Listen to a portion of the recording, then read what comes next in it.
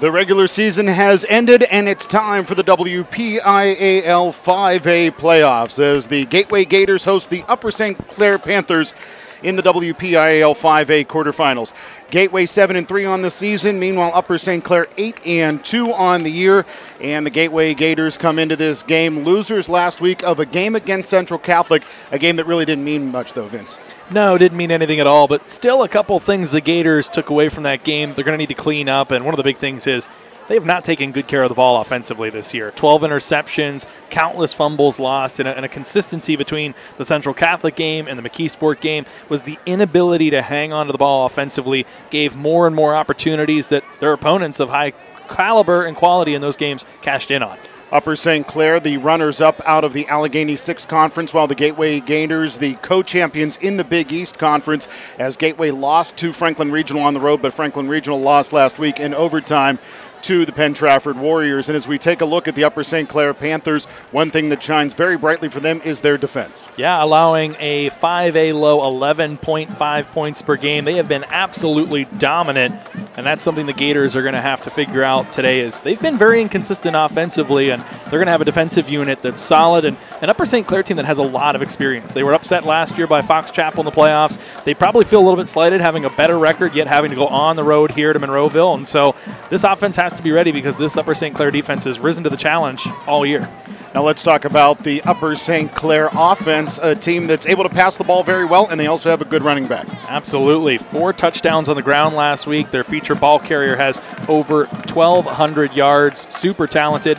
Dual quarterbacks. They've went with the freshmen lately. They've been efficient. They've thrown over 20 touchdowns combined, just 6 interceptions. So this is a team that's fundamentally sound, at least coming into this game. We'll see how that playoff atmosphere ratchets things up, the nerves, the intensity. But for all intents and purposes, Upper St. Clair does things you really like out of playoff teams. They have a tough defense, they run the ball well, and they don't turn it over a lot. Now let's talk about the Gateway offense, an offensive unit that has shown flashes of being absolutely lights out, but they've struggled at times. Yeah, super inconsistent. And Don Hall talked about that this week in some of the publications around Pittsburgh, that at their best, they've been as competitive as any team in 5A and maybe beyond that. And at their worst, they've looked completely out of sorts offensively. And so we've seen them, even within a game, 28 points in the first half against Plum, then shut out in the second half, almost lost that game. We saw them absolutely manhandle Hempfield and Norwin. We saw them go silent for games against Franklin Regional and McKeesport. It's really which offense is going to show up. Is it going to be that dink and dunk passing game and then opening things up over the top? Again, I think all year long the key is getting Jaquan Reynolds involved early and often in this offense. Quickly, let's talk about the defense for the Gateway Gators, a unit that has shown the ability to bend but not break all season long, especially if you remove that McKeesport game and maybe parts of Franklin Regional. Yeah, and beyond that, I think one thing we talked about off the air that I think really rings true is this defense can act as an offense more than just about any other defense in WPIAL. The amount that they've been able to not only turn the ball over, but generate points off of that. You've got multiple players in Chris Livesey, Remy Bose, Dallas Harper that have gotten their hands on the football defensively and taken it back to the end zone for 6. And so if you're not careful here with Upper St. Clair, a team that does like to throw the ball a good bit, you've got to really be careful, because I think one thing that teams run into is you're not going to find a defense faster than this defense of the Gators, and that's especially true on the outside of that interior line with Ricari L and Demetrius Harper. Their speed at edge rusher and in the secondary is something that they're not going to see a lot this season and probably haven't seen a lot this season. Upper St. Clair won the toss. They deferred their choice to the second half. Gateway elected to receive to begin this football game as Bennett Henderson will kick off for the visiting Upper St. Clair Panthers, while the Gateway Gators will receive with 2 back, Dallas Harper as well as Kenny Lewis, and we are underway in Monroeville, PA. Bouncer that will be returned by Ricari L from around the 30-yard line. L to the near sideline, dragging white jerseys with him out towards the 40-yard line, where it'll be first down and 10 for the Gateway Gators. Great field position to start, a good job there.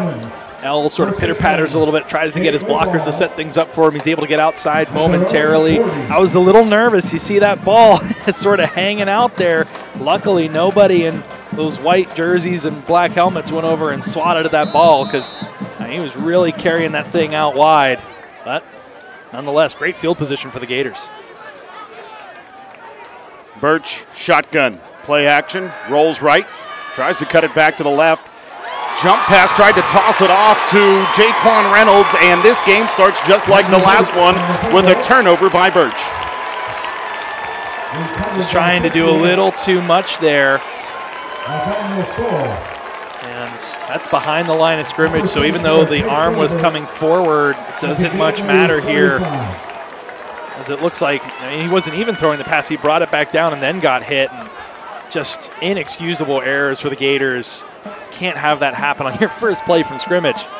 Ball down to the turf yet again, just like many, many times last week at Dormont Stadium against the Central Catholic Vikings. So it will be the Panthers with the ball, just one play into this football game. And the QB, Ethan Hellman, in the shotgun. He's going to hand off, running to the left-hand side, Jamal Brown. Brown finds some room. He'll take it inside of the 30 and be spun down at the 29-yard line by Leonard Sherrod. You know, you're the home team here. You have the crowd behind you. You've had the opportunity to be here at home all day. You didn't have to drive across town quite a bit away from the South Hills. And, you know, you have that working to your advantage. And now you cough it up and give that entire advantage potentially away here and give your opponent a chance on the road to capitalize and get points here first. You just can't have those sorts of things happen. It's happened too much this season. Wildcat this time, it's Besselman running to the right-hand side. Besselman drives his way inside of the 25, where he'll be brought down by a couple of Gators. Tackled by Ahmad Harris amongst others, and that's enough for a Panthers first down. 1st and 10 for Upper St. Clair at the 23. Yeah, good job there. These quarterbacks have done a good job pulling the ball down and being able to run it on the season. And when you have that element of unpredictability, keeps the defense on their toes. 1st and 10 for Upper St. Clair. Ball at the 23 on the right hash. Hand off up the middle. Jamal Brown found a little bit of a crease as he drives his way towards the 20. They'll mark him down at the 21-yard line. Bunch of Gators down at the bottom of the pile, including Matthew Brooks. I put a lot of pressure on this defense to come up with a big stop here to start the game, but it's playoff football. There's nowhere to hide in this 5A bracket. I know a lot of folks are disappointed with the Gardner point system that a team in North Hills at 3 and 7 got in over a team like Penn Hills or Peters Township, but 1 through 8, you've got teams that can move the ball and play good defense. Handoff again goes to Jamal Brown as he runs to his left-hand side. He's grabbed by the jersey from behind as the tackle is made by Leonard Sherrod. And he'll pick up a few yards there inside of the 22. They'll mark him down at the 17, bringing up 3rd down and 3. The line to gain just inside of the 14. Good job by Sherrod to fight through that face, or the stiff arm, rather, that he was getting there from Harris, and was able to hang on tight, keep the gain to 4, and now it's still 3rd and manageable, but see if the Gators can't get a stop. Shotgun yet again. Motion man settles on the right of the formation. Handoff, Brown. Brown drives his way forward. Over right guard. Doesn't get much there. By 33. Gets stacked up at the line of scrimmage, in fact, as Amari Gans in on the stop. Also there is Matthew Brooks. And the field goal unit's going to come on for the Upper St. Clair Panthers. Gators have done such a good job of this season. Red zone defense, holding opponents to field goal attempts. We saw that against Franklin Regional, but then they couldn't get it going offensively on the other side. So it's a win for the defense here based on where this drive started. Bennett Henderson will attempt the field goal. This, if good, is his 6th of the season, and it is good. And Upper St. Clair scores first in a very similar circumstance to last week. A turnover on the first play of the game by Birch leads to 3 points for the Gators' opponent. One of the things we talked about last week was, though it was sort of a throwaway game, do you have a lingering lack of confidence if you're the Gators offense? I mean, they really struggled to move the ball and have for much of the second half of this season consistently. You wonder if that starts to fester and if they start to have some doubt creep in. Hopefully, you know, with a lot of upperclassmen that have, you know, been in the playoffs before, get a chance to sort of shake this off, come back out, and try and put a drive together. Still a lot of time in this one, only 3.5 minutes in. So Gateway gets the ball back Like you said, Vince, just 3.5 minutes into this football game, trailing the Panthers 3-0. This will be the Gators' second possession of the game. Their first possession, just one play, a turnover by Birch that led to these 3 points for the Panthers if you're just joining us. Good to have you along with us here on the Trib Live High School Sports Network, the exclusive home of the WPIAL playoffs. As this one will be kicked by Henderson deep over the head of Harper and into the end zone for a touchback. It'll be 1st and 10 for Gateway after that touchback at the 20. Yeah, very clearly the Panthers trying to keep the ball out of number 5's hands, and we saw him last week. Every time he did get a chance on the kick return, which he's only been back there for the last couple weeks, he was able to get the ball out 35, 40-yard line consistently. And, you know, he's one of those players where he's just one broken tackle or one block away from taking it to pay dirt. So wise move there by the Panthers to keep that out of Harper's hands. Gators in their all-black home uniforms. Birch in the shotgun, hands off. Big hole over left guard, closed quickly on the delay handoff to Reynolds as the tackle is made by Mark Banbury. Stop by Stoll. I'll get a real chance now to see this Upper St. Clair defense. Nathaniel Stoll also in on the stop, the 6'3 sophomore, 6'3", 240 pounds. And up the gut was Banbury, the 6'2", 275-pound senior at the nose tackle spot. Low shotgun snap. Birch is able to corral it, though. Puts it up for grabs, a jump ball, and it's taken away. Birch, another turnover as it's taken away by Ty Lagoni. By 43, Ty Lagoni. I don't know that I've ever seen anything like this, Adam, where a team is just struggling so mightily, even just from the jump here in this game, to look organized offensively at all. I mean, that was just a hope and a prayer there on 2nd and 7 early in the first quarter of a playoff game. I don't get it. And now you have 2 turnovers in 3 plays, and you got to put your defense back out there. And Upper St. Clair has all the momentum and the ball near midfield once again for their second drive. 1st and 10 for the Panthers. At least this time they take over the football inside of their own territory at the 44 after the interception by Lagoni. Running to the right-hand side is Besselman. Besselman steps across the 45 towards the 46, where he's forced out of bounds by Remy Bose, who actually marked the ball at the 48, so a pickup of 4. Looked like a gain of 2 or 3 initially. Down, 6. Quite a generous spot after we took a look at that replay. Yeah, good job by Ricariel, tripping the quarterback up, and Remy Bose coming in and finishing the job, but also not laying a late hit out of bounds. A good job sort of just glossing over the top there. So 2nd down and 6 for Upper St. Clair as they settle in the pistol. Handoff this time for Brown. Brown over right tackle, drives his way inside of Gators territory to the 49-yard line, where he'll be stacked up, bringing up 3rd down and 3. Brown, one of those guys where it's very clear that he falls forward at the end of just about every run. A little sideways there, but really good vision. Really good job hitting the hole there. Now the Gators hoping to get off the field here and try and give their offense another chance, not being down by too much. Hellman in the shotgun, checks to the sideline. Play clock under 10 now.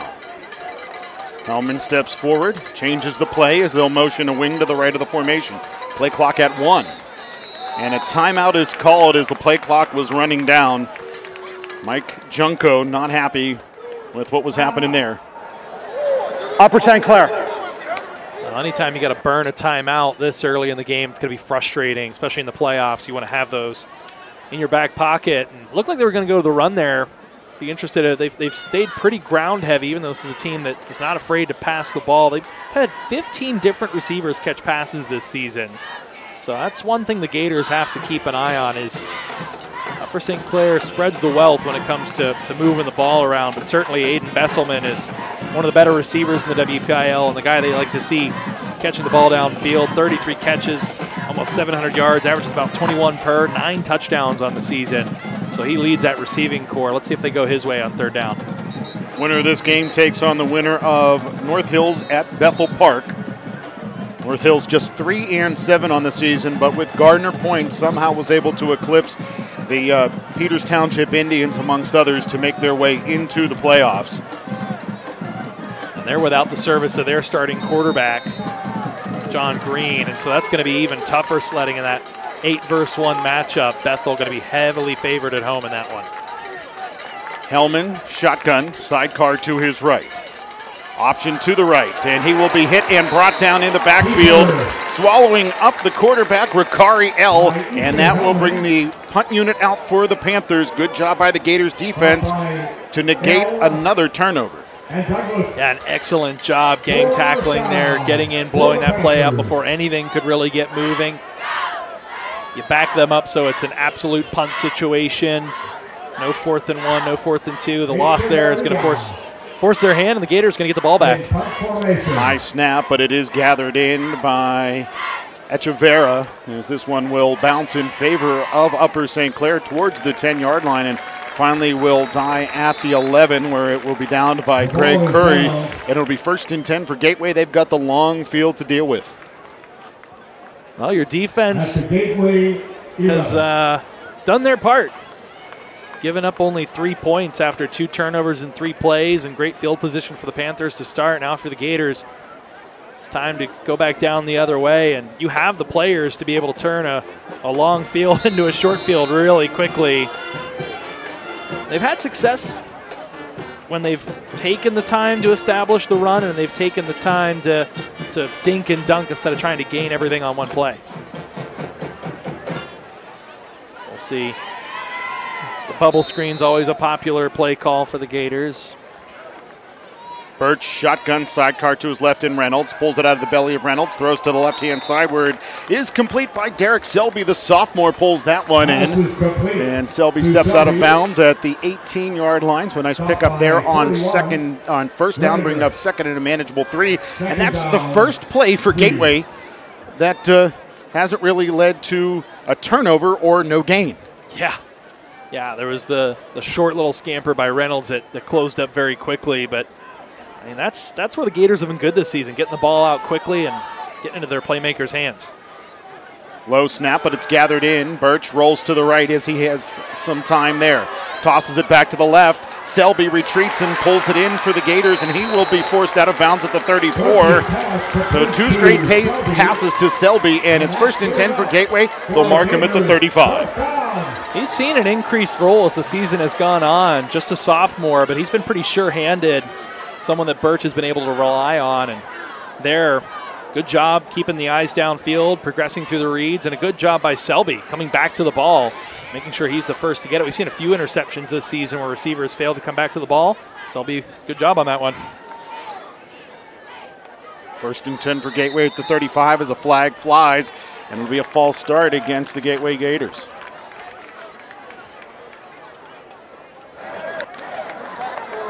False start.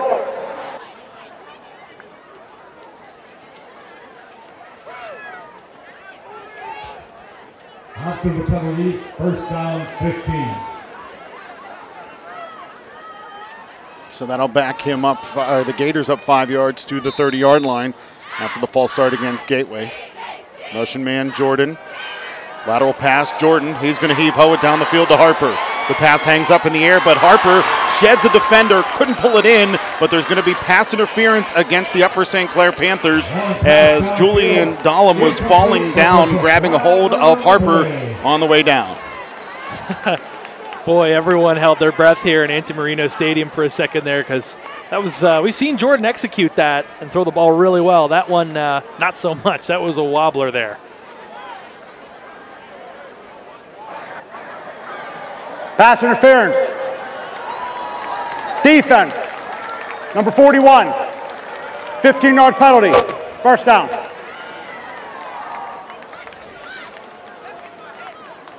So after that 15-yard penalty, ball moved to the 45, where it'll be 1st down and 10 for Gateway, 5 yards shy of the midfield stripe.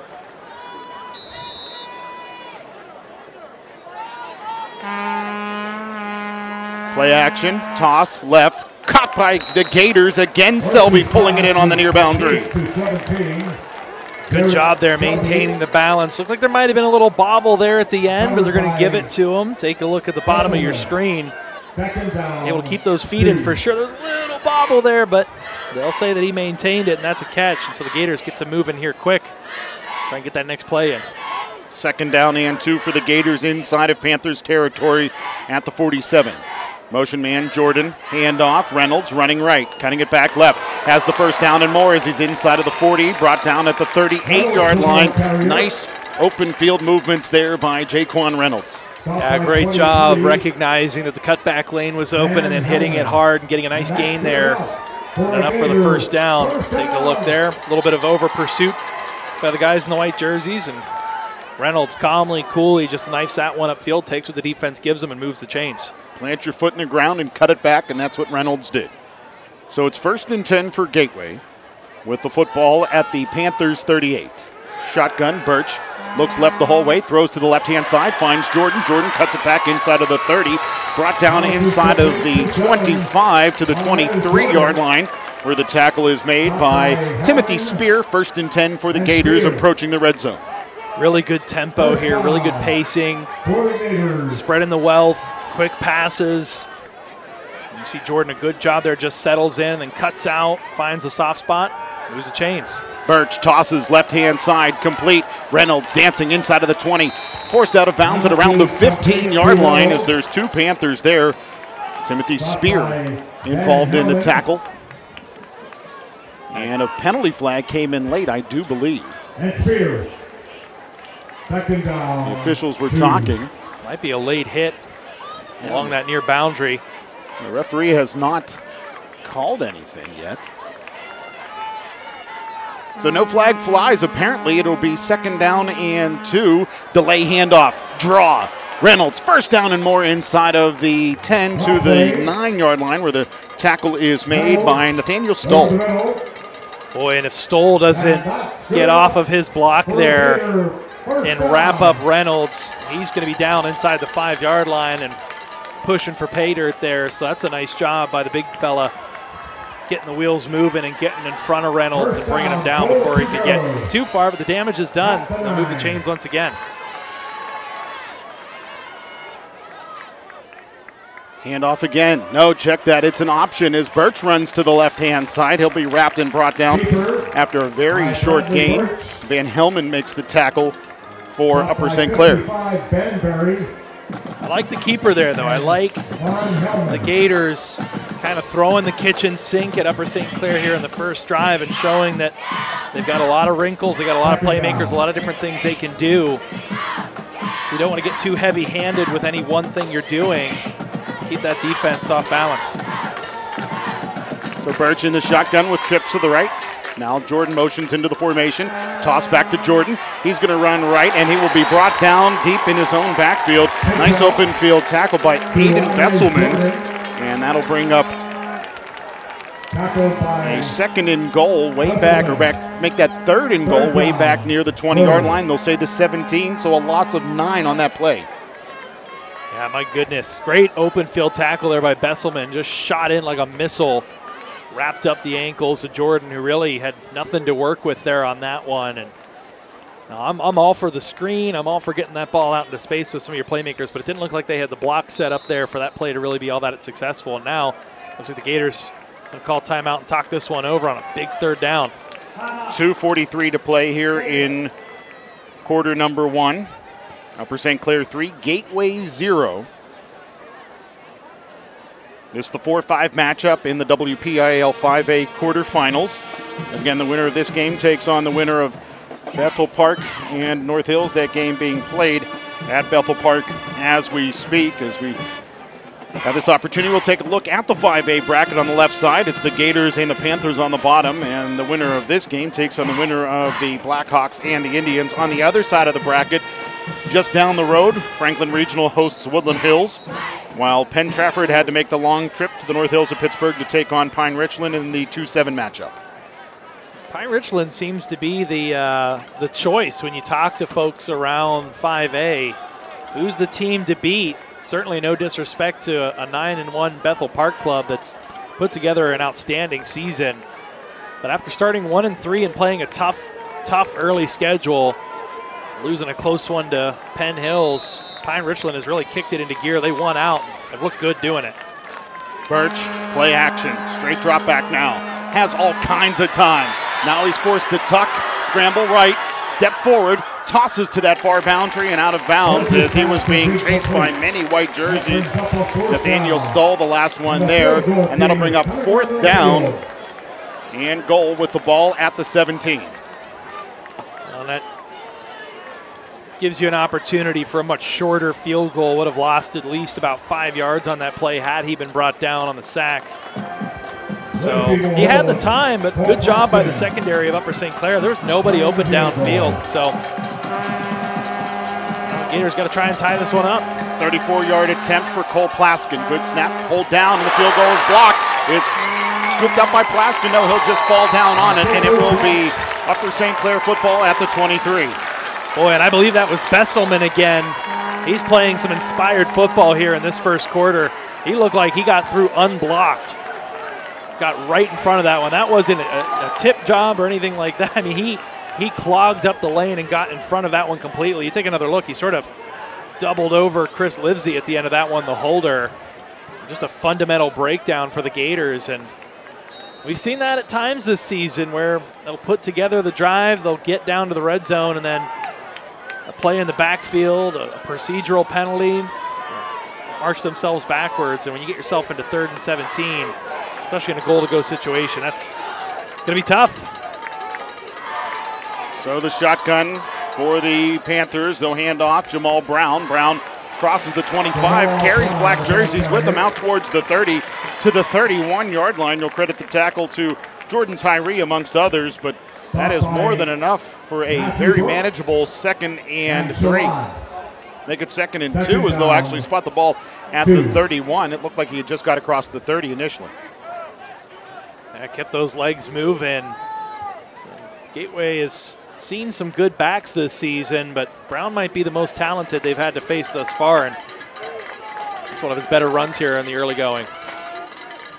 Handoff again to Brown. Brown went to hit a cutback and ran into one of his offensive linemen, and that was a heck of a hit by the big fella, Zachary Ehaz. Yeah, he was just sort of standing there, and it was almost like he ran into a tree trunk. He just sort of spun around and bounced off of his own guy, and luckily for Upper St. Clair, that's going to be enough to move the chains, but they certainly had an opportunity to gash the Gators for a little bit more there. Ehaz, 6'3", 240-pound senior. And like you said, it was like running into a tree for Jamal Brown.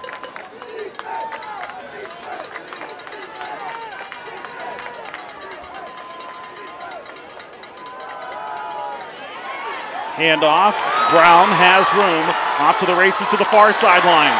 Diving for him was a Gator. Brown wiggling his way down the field inside of the 30 to the 29-yard line. A lot of missed tackles there for the Gators on that one. Take another look. Sherrod has an opportunity. It looked like Ahmad Harris had an opportunity. Arm tackling. You know, that might get it done against a few teams, but against Brown, a guy that's well over 1,000 yards on the season, Jamal Brown's going to make you pay if you're going to try and arm tackle him. Jamal Brown, 5'11", 205 pounds. He is a load to try to bring him down. So the clock winding now down towards 40 seconds to go in quarter number 1.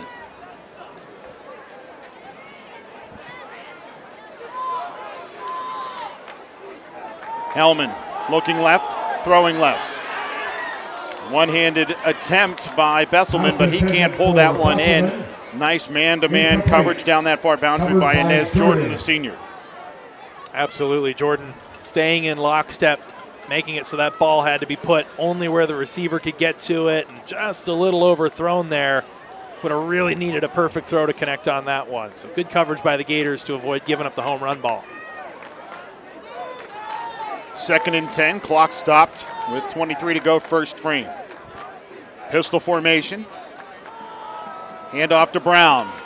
He'll hesitate as he approaches the line of scrimmage. The first 2 Gators there couldn't bring him down, so he surged through and got back to the line of scrimmage, or it would have been a loss on the play. Stopped by Tyree and Brooks. And if you're Coach Junko, having a running back like this is it's the gift that keeps on giving, because as that game wears on and you keep having to wrap this guy up and try to drive him back, and he runs the way that he does, it's a war of attrition. That's one that Upper St. Clair's won a lot of times this season. Again, good to have you along with us here on the Trib Live High School Sports Network in the WPIAL 5A quarterfinals. Talked about the Woodland Hills Wolverines playing just down the road in Murraysville as they take on the Franklin Regional Panthers, and at last check, the visiting Wolverines had stepped out to an early 7-0 lead.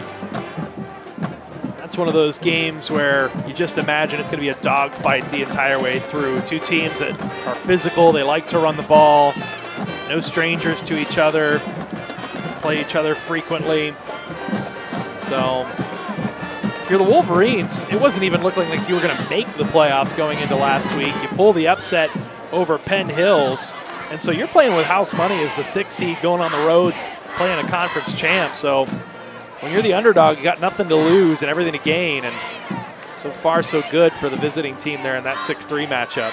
Vince, what I want to know is, did you order this weather for the first week of November? Oh my goodness, it's gorgeous. I mean, driving over, windows down. You know, we've had a couple cold ones here late in the season, but by and large, it's been gorgeous this season. That 62 seems a little bit cooler than it felt at kickoff time. A little bit of a humidity in the air today. Light winds, sun set well before kickoff, but just an incredible night for the first week of the WPIAL playoffs. I remember over the years, blistering winds, freezing temperatures. I mean, it has been ugly over the years in the WPIAL playoffs. Conversely, today the temperature was in the mid-70s. So the Panthers with the football inside of Gators territory, 3rd and 10 at the 29. Flush out of the pocket to the right is Hellman. Hellman still on the run. He's going to throw it. Gets it back to the line of scrimmage as Matthew Brooks was there giving chase amongst others. Yeah, Gators cooked up the blitz there on 3rd down, and it worked to perfection. As you see, just having to run for it there and not a whole lot going on. Hard to throw that ball on the run, and Hellman kept his eyes downfield. Good job by the secondary holding taut there, and Remy Bowes in there as well, wreaking a little havoc. Dallas Harper sent in on the blitz as well, out from the secondary. So a little bit of ingenuity there, a little trickeration, and now it's time to make a decision if you're Upper St. Clair. Looks like they're going to try and think this one over, and they've got a kicker. But boy, you got the ball at the 29, factor in the 17 yards with holding everything. You got a 46-yard field goal. I have to think they might try and go for it here. Yeah, this is the second timeout used by Mike Junko. One came when things were going awry. This one during decision time with 11:52 to play, 4th and 10. The Panthers with the slim 3-point advantage. Panthers scoring on their first time with the football, taking advantage of a fumble by Birch. Conversely, the Gators drove the ball inside of Panthers territory. They had it 1st and goal at the 8-yard line. Were pushed back on the 2nd down play. Back to the 17. Gators not able to do anything with it on 3rd down, and attempted a field goal that was blocked. And that's how we find ourselves here with the Panthers 4th and 10 at the 29. And their offense remains on the field with Hellman, who will settle in the shotgun, and Jamal Brown will actually set behind him in a very long pistol.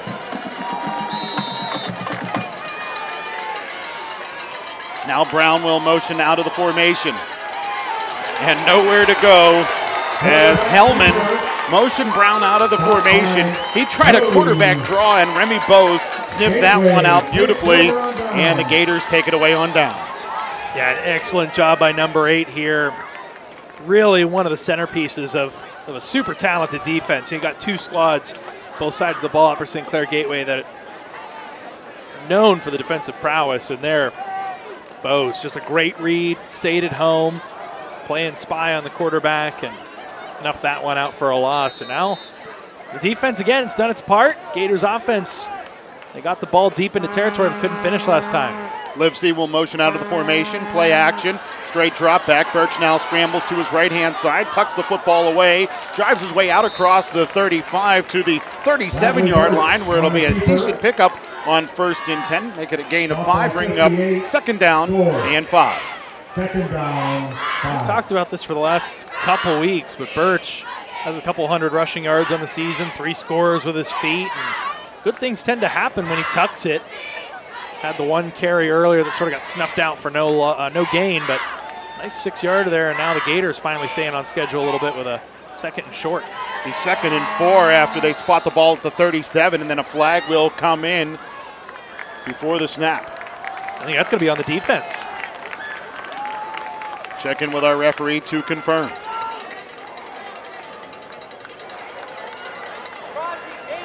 Encroachment. Defense. Number 78. 5-yard penalty. Result of the play. 1st down. 1st down for the Gators. So the Gators will keep the same play on 1st and 10 after the penalty. Hitch, now a draw handoff. Reynolds running to the left-hand side, driving those powerful legs out towards the 50-yard line. Now he'll get some help from his friends out to the 48. That's the 2nd time they've gone to that draw. And 2 times, both effective. And yeah, Reynolds showing that he's got some talent. He's not Brown's not the only running back that should be talked about tonight. I mean, Reynolds has picked up a number of D1 offers himself to some MAC schools, and Temple, and UMass. So he's a guy that has put together quite a season, has almost 800 yards from scrimmage on the season. 2nd and 4 after that gain of 6. Play action. Now Birch is going to tuck and run. Takes it inside of Panthers territory. Backs his way for a Gators 1st down. Take it any way you get it. Tough running there. Backing up and just pushing. The pile had some help there at the end. Doesn't matter how you move the chains or how you score. It all counts. And so that's 2 1st downs here. And seeing this Gators offense start to get into a little bit of rhythm. You'd like to see them obviously punctuate one of these drives, but for the 2nd straight drive, they're moving the ball a little bit here. 1st and 10 for the Gators at the 47. Birch in the shotgun. Sidecar to his right in Reynolds. Blitz by the Panthers. Birch flush to the right. Tosses it complete. Pulling that football in. WPIAL at the 45-yard line. So a gain of just 2. But the ball continues to move forward.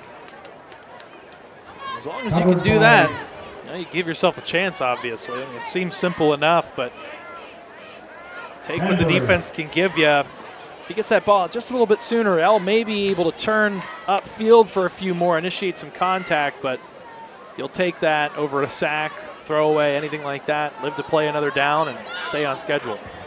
2nd down. Clock stop, 9:43 to play, 2nd quarter, 2nd and 8 for the Gators. Play action. Birch going to toss it down the right side. Harper's wide open, but he can't run underneath it. He got a step on 2 white jerseys, but the pass by Birch just carries too strong. And you see there, Birch knows it. He had him. That was an appointment for 6 right there, and he just missed the connection. Those loom just a little bit larger when it comes playoff time, and now you're forced with a 3rd and 8 here. Got to try and convert, got to try and keep your defense off the field, give them a little bit of a breather, and more than anything, get some points on the board here. Play clock down to 10. And now the play will be called in. 8. Birch with trips on the left and 2 receivers right in the empty set. 3rd and 8. Pressure. Rolls right. Settles his feet. Tosses to the sideline. Incomplete. And that'll bring up 4th down and 8. 4th down. And will the Gators keep the offense on the field? Will they bring the punt unit on? It's 4th and 8 at the 45.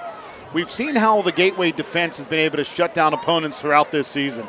Right now it's a question, do you lean on your defense if you don't get this one? Of course, the pooch punts have been just going to call that, Adam. I think you'll see that here. I think you just try and pin Upper St. Clair back, continue to win the field position game. But we'll see what they do here. That's exactly what it is, a pooch punt that will bounce, and bounce its way all the way into the end zone for a touchback. So it'll be a net punt of just 25 yards. But still, it's better to give the Panthers the ball at the 20 than the 45. Yeah, you can't keep playing with fire. You've given Upper St. Clair field position in your territory and near the 50-yard line on a couple drives here in the first half. So now you get an opportunity try and make them work the field, and your defense has stood up. I mean, the fact that the Gators are down 3-0 here after giving up the ball twice in their first 3 plays from scrimmage, you can't ask for much more from your defense. You'd just like to see that offense get into a little bit more rhythm. Taking a look at that Gators defense on the right side, on the outside of the formation, you see Amari Gans wearing number 33. He's in there today because Demetrius Harper left last week's game with a knee injury, and he is out for today's game and maybe out for the season. Boy, what a loss for the Gators. He has been so exceptional on that edge rusher position all season long. They're going to feel his absence for sure. Pistol formation, play action. Hellman tosses it down the center of the field, and the pass goes awry as he was looking for Besselman on the coverage, and as Jordan for the Gators. And Besselman had a little bit of a step there, so lucky that that one was well off the mark. We saw the Gators get carved up a little bit for the first time last week. And again, everything with a grain of salt in a game that ultimately didn't matter. It was, as we talked about, hard to get up for emotionally as the last game of the season, a non-conference game, and not even an interclassification game.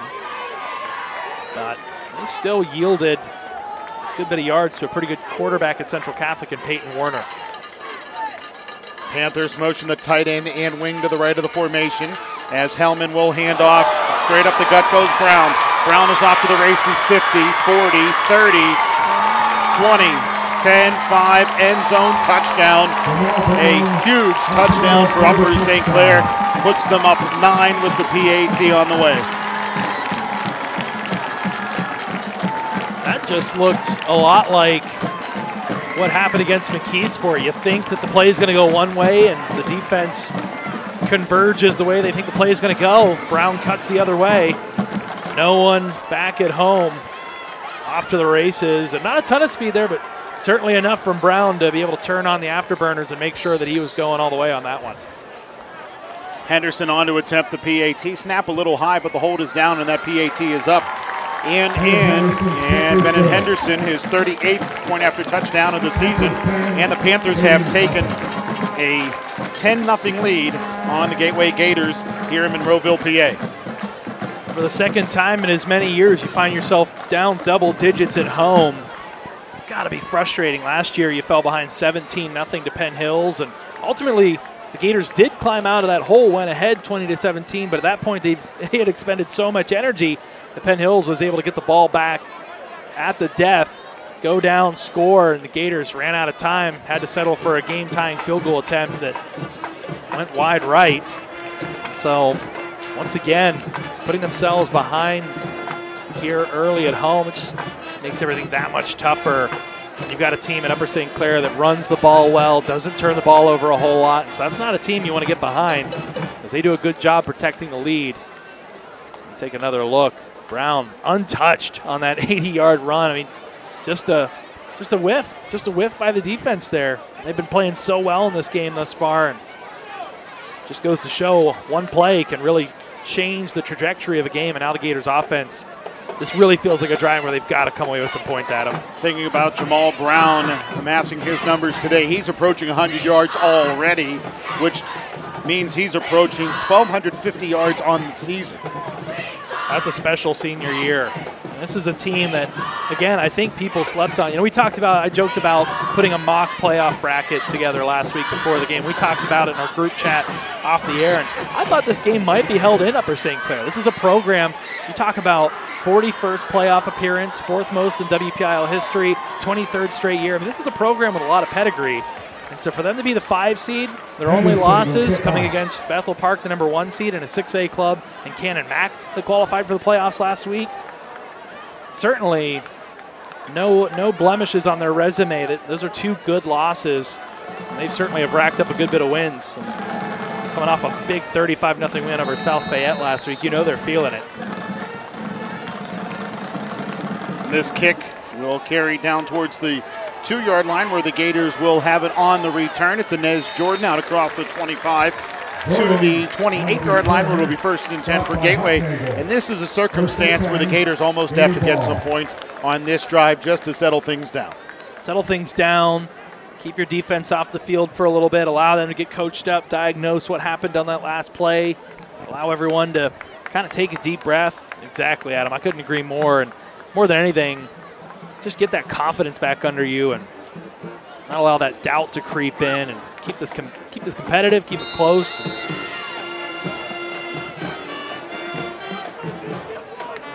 Stick with us throughout the evening. We'll give you score updates from the other games here in the 5A playoffs. As the handoff will go to Reynolds. Reynolds out across the 30, dives towards the 31, maybe 32-yard line as the tackle is made by Besselman in the open field. Gain of 3 brings up second down and 7.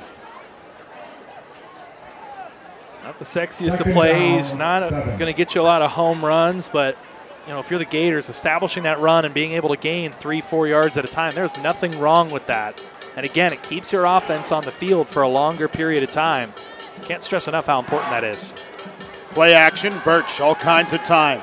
Tosses it down the field for Livesey. A little bit of contact there, but the pass well off the mark as Livesey collided with the Panther Timothy Spear at around the 40-yard line.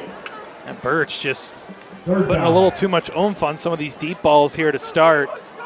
See, he sort of had underneath Malachi Moore. Tried to go for the home run ball there, and you start to wonder if the Gators are starting to get a little bit anxious, trying to get back into this one, trying to get all 10 points back in one play, so to speak. Again, there's nothing wrong with taking 3-4 yards at a time, putting together a drive, keeping that offense on the field, forcing this Upper St. Clair defense to make plays and wearing them down a little bit. Birch, shotgun, sidecar to his right. All kinds of time. Finds Ricariel. L running to the far side. Runs over a Panther at the 50-yard line, and he'll take it to the 48. Well, that's an exclamation point on a reception for the big tight end. Absolutely. L, a bigger guy, not necessarily a speedster. You think, well, if that's Harper, he might try to get to the outside.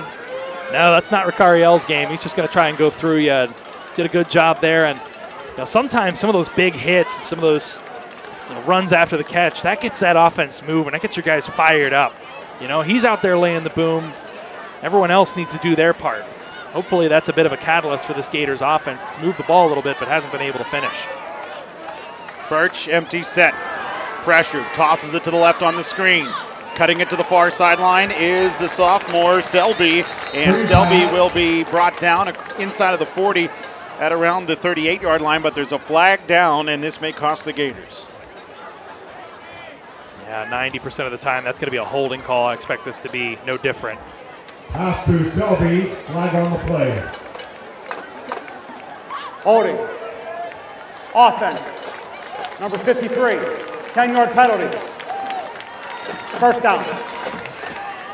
So Baron Fowler, the guilty party, and it will be 10 yards from the spot of the foul. The spot of the foul, the 45, so the ball moved back to the 45 inside of Gators territory, and that'll bring up first down and 17.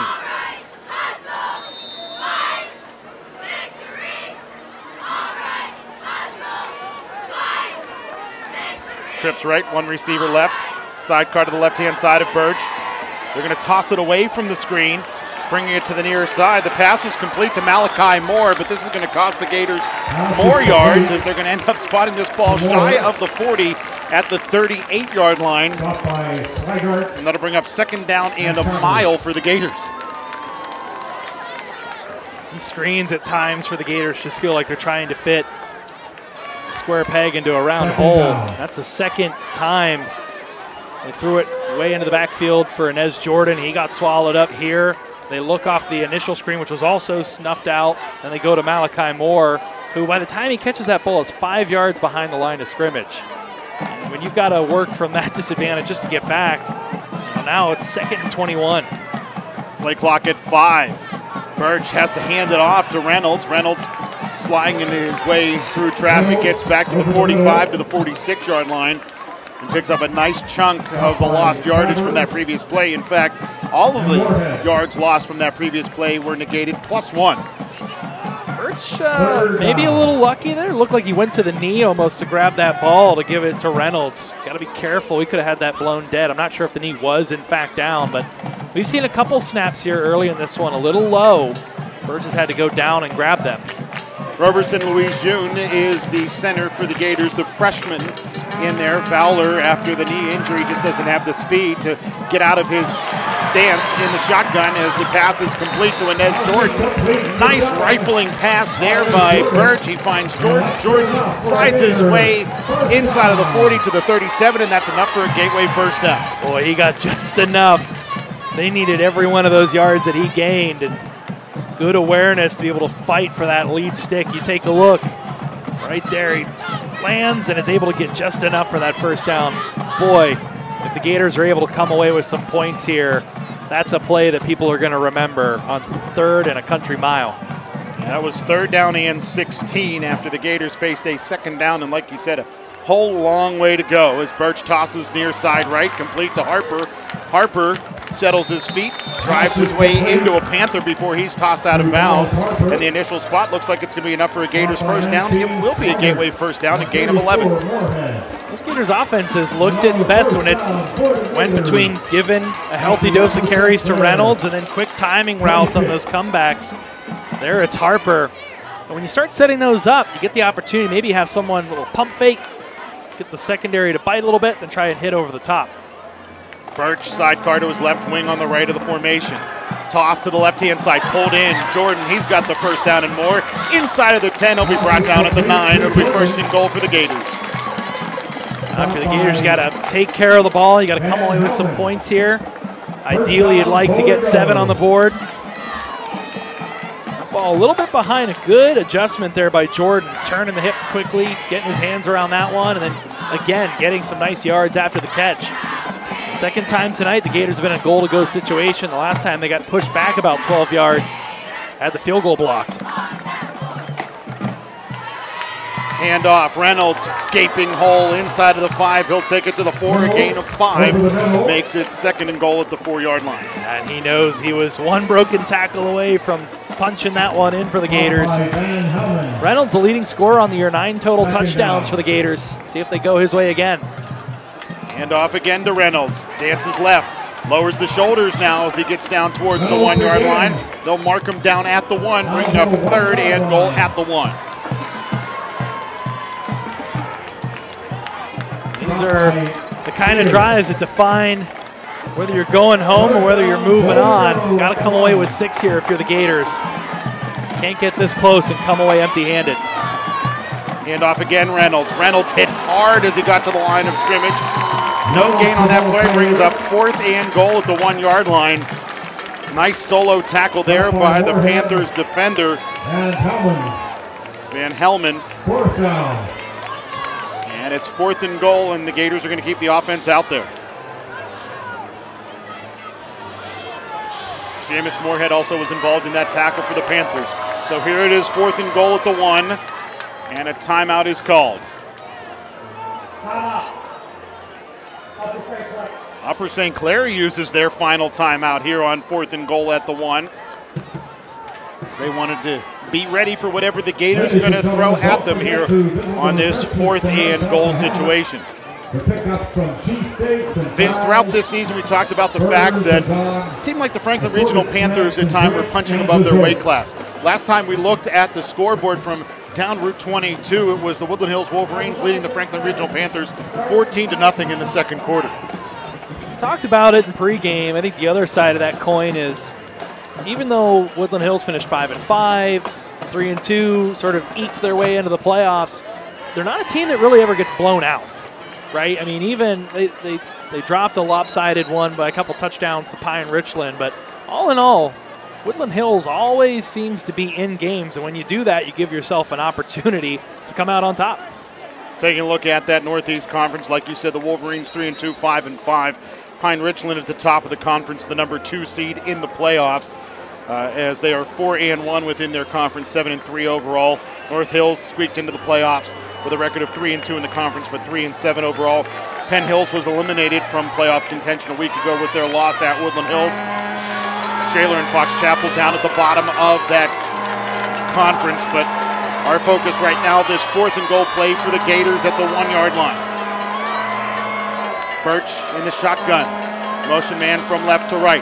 Birch rolling right, tossing back left. The pass is caught One-handed grab by Inez Jordan. No, check that. It is Malachi Moore. He had two hands on it, but kept his right paw on it, brought it down for a Gators TD. Oh my goodness, what a play by Malachi Moore. My goodness, indeed. He was getting wrangled around there. They tried to jar that one loose, and he sort of shielded himself from the defender with one hand and held on to that ball with the other. That's not something you see all that often. That's a beautiful, beautiful grab, and the Gators oh so desperately needed that one. And the PAT is up and in for Cole Plaskin. But what a great job, Malachi Moore pulling that one in. He had two white jerseys in between himself and the Gators QB. Wow, Malachi Moore with a big, big play. The Gators tight end that wears number 3. I haven't seen him get a bunch of touches this year, but it just shows the depth. A nice play design there, getting everyone to go one way, the other, and a nice ball by Birch. Wow, Moore went up, two-handed it, held on with his right hand as there were two Panthers there trying to get it away from him. And this seemed like Upper St. Clair had full control of this football game, and when the Gators got the ball after the Panthers touchdown, we said the Gators need points, and that's just what they did.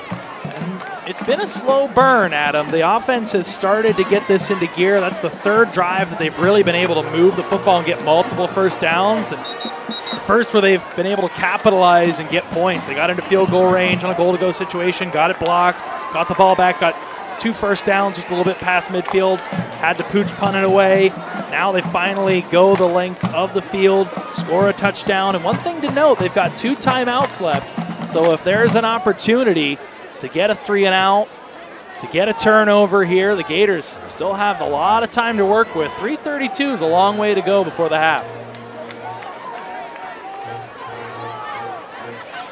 And the fact that Upper St. Clair doesn't have timeouts to work with works in the Gators' favor, in that if Upper St. Clair wants to try to move the ball down the field, they don't have any way to stop the clock other than spiking the football or going out of bounds. As this one will be Jamal Brown on the return of Plaskin's kick, and 3 Gators converge shy of the 20-yard line to make the stop on Brown, including Levsey. Also in on the stop, Donovan Biggs, the junior. Brown sort of hesitates sometimes. We've seen it on offense. We see it here on special teams. Look how he sort of comes almost to a full stop, completely neutralizes all of his momentum and allows the Gators to sort of wrap him up and drive him back. So it was Brown from right about this spot the last time they took it to pay dirt. Can't talk too much because that young man's already got close to 100 yards and the difference maker thus far in this one. So it's 1st and 10 for the Panthers at the 19-yard line. Wing settles on the left. Running to the left-hand side is the quarterback, Julian Dahlem, the Wildcat QB that play. Picks up just a yard as the Gators make that stop. Leonard Sherrod. See a change in body language for the Gators. Look at Sherrod after he makes this stop. He's pumped up. This defense, it's one thing to continue to get stops when your offense isn't able to get points on the other end, but when you finally start feeling like, hey, if we get these guys off the field, our offense is going to go get us the lead before the half, then you get a defense that's going to play even more inspired out on the field. 2nd and 9 for the Panthers with the ball at the 20. Clock winding, 2:45 to play, second frame. Traditional QB back in there in Hellman. And flags fly prior to the snap. It comes from the far sideline. We'll check in with our referee.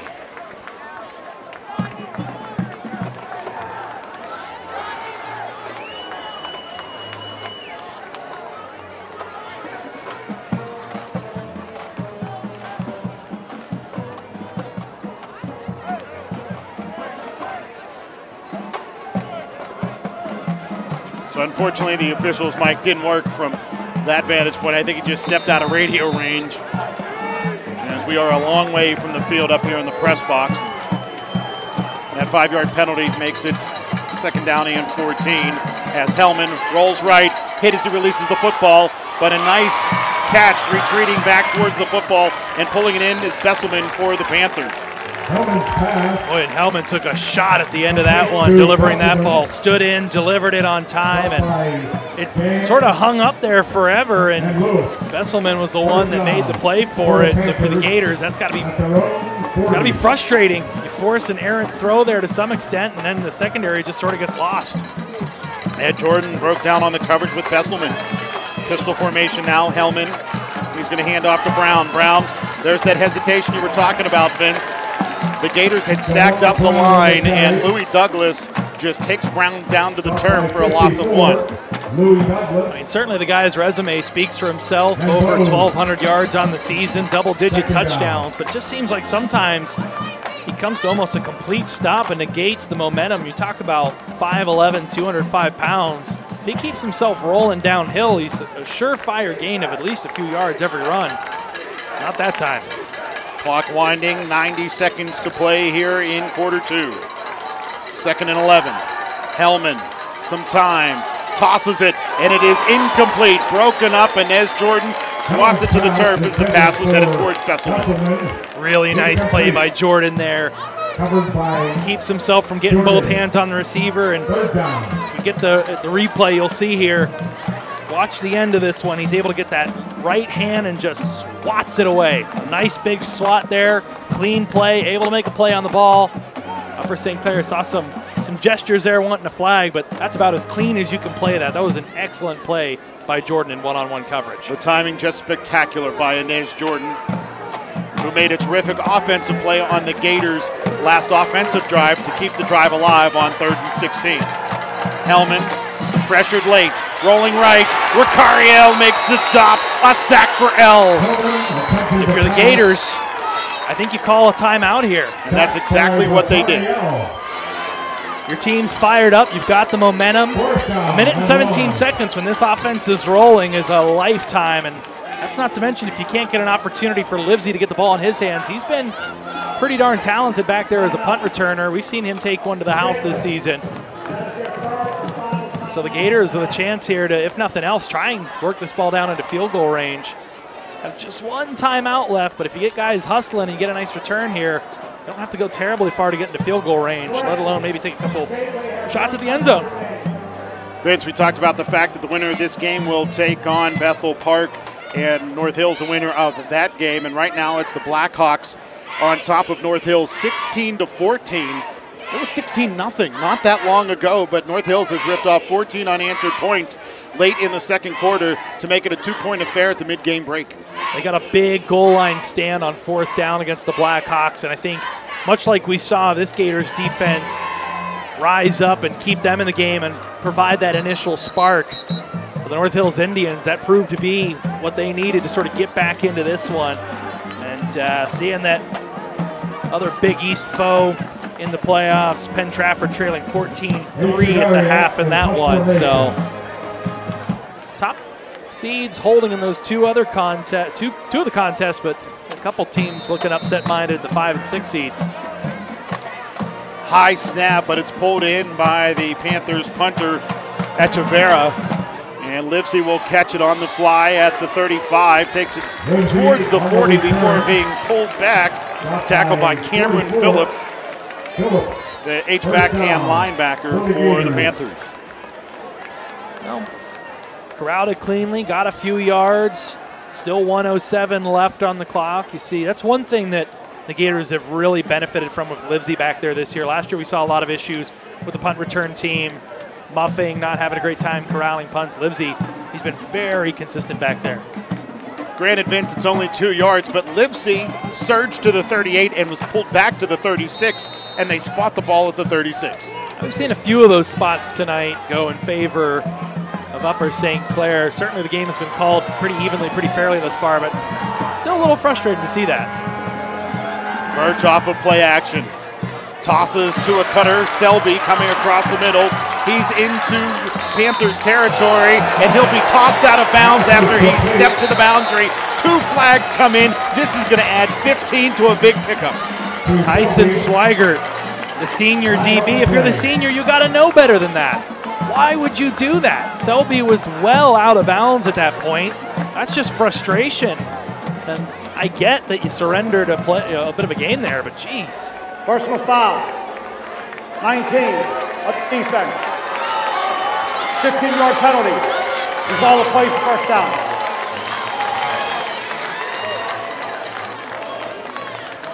So that was a gain of about 17 or 18 yards on the play. You tack on another 15, and the Gators have it 1st and 10 at the Panthers 31 with just under a minute to go.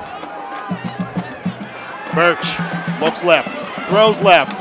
He's held up, and a flag will come in as Lagoni grabbed a hold of Inez Jordan. So the DPI is going to cost them another chunk of yardage. Yeah, pretty blatant hold there on the defense. And when you're out in space like that on an island, you got all eyes on you, you're going to get called on that every time. You just see the body language a lot different for the Gators right now. Pass interference.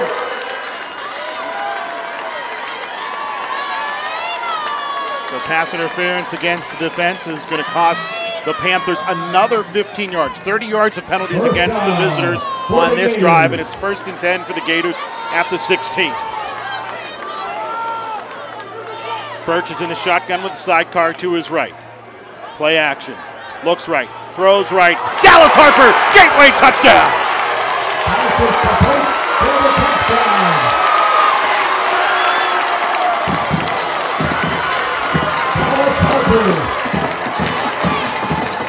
These past two drives, Adam, I would argue are as good as you have seen the Gateway offense all season long. Pretty primarily in the passing game and sprinkling in the run as well. Taking what the defense gives you. Good, crisp routes by the receivers. The ball on time and right into the hands of the receiver from Birch. He's in a rhythm. Gateway's in a rhythm. My goodness, do they look good right now. Plaskin on to attempt the PAT, and that PAT is up and in, and that puts Gateway up 4 points with 51 seconds to play in the second quarter as the Gators rip off 14 unanswered after falling behind 10-0 to the Panthers.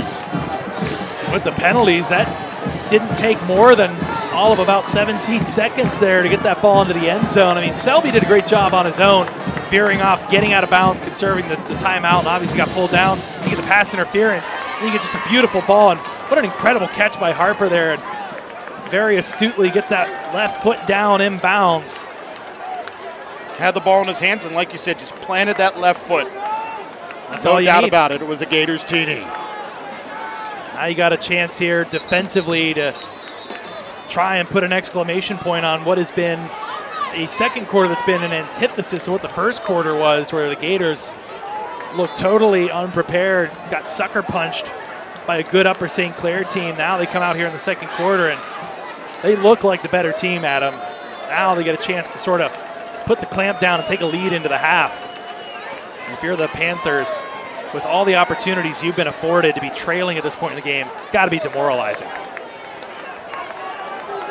Well, one thing the Gators have done since early in this football game, they've started taking care of the football, most especially their QB, Brad Birch.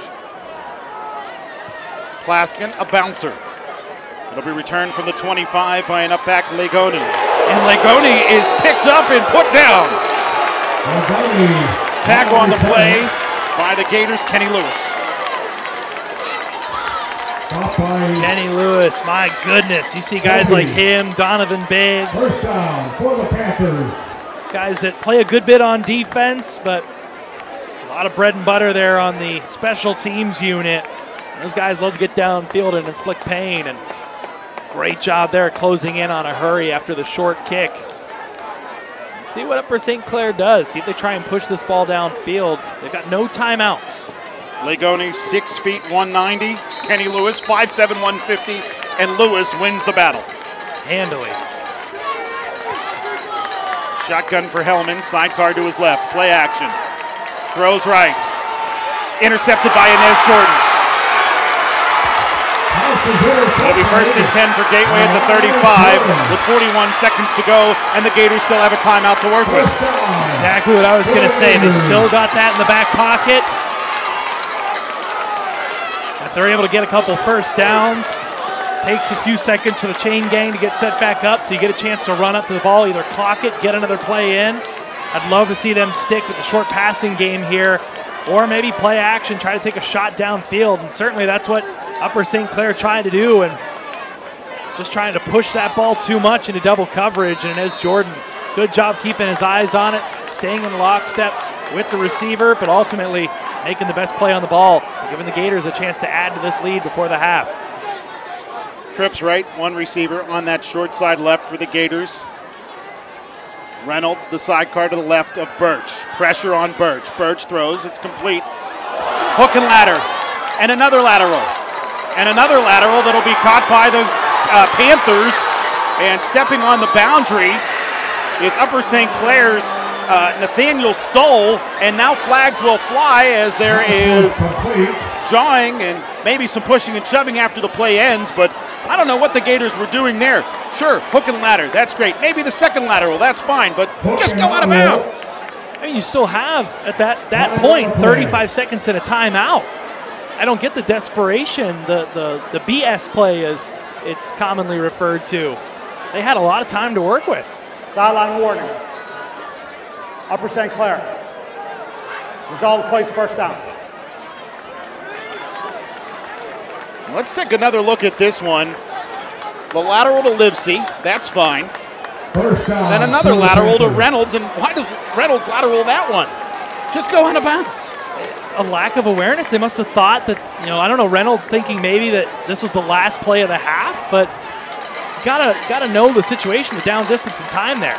Gators famous for the hook and lateral in postseason play, as that pass will be short and pulled in the open field by Legoni, and Legoni sliding down at around the 30. The clock will continue to wind for the Panthers, and now it is clocked by Hellman. And for those of you new to Gators football, talk about that hook and lateral. Years ago, 2 years in a row in the playoffs, McKeesport, Gateway. 1 year McKeesport runs the hook and lateral that leads to a Tigers touchdown. The next year the Gators do the same to return the favor. Well, talking about that play there, if Livesey just gets out of bounds, he has the first down. Yeah. Same with Reynolds. That brings up third down. I have to think just a mental error that you hope doesn't come back to haunt the Gators here. 15 seconds left. Hellman rolling right. Tosses right. The pass is incomplete. Looked like L may have gotten a hand on it as the pass was headed towards Besselman, and if he changed the trajectory of the pass, Besselman couldn't pull it in cleanly. Broken up by L. If nothing else, maybe he thought that L was going to come down with that one and was surprised to see it come through. Nonetheless, a big drop, and now you try the field goal, and you'll see if this comes back to haunt the Gators by spotting 3 points. Nonetheless, you look like you might get out of this with the lead. But we saw a fake last week, Adam. We saw 2 special teams fakes from Central Catholic that worked to a T. This is going to be a long one here. It's going to be a 47-yarder. And that field goal is up. And that field goal is good. And it is good. 47-yard field goal for Bennett Henderson.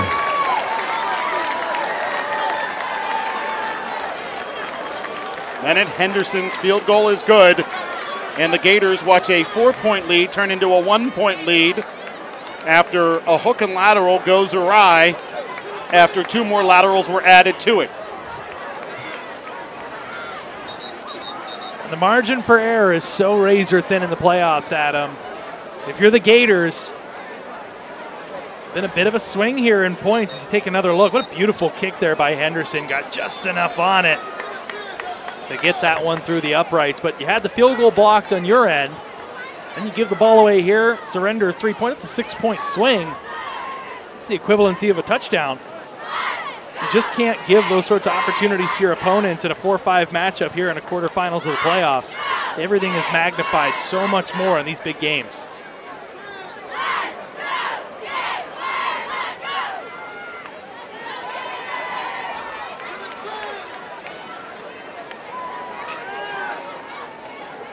So Upper St. Clair is going to kick off here with 1 second to go. You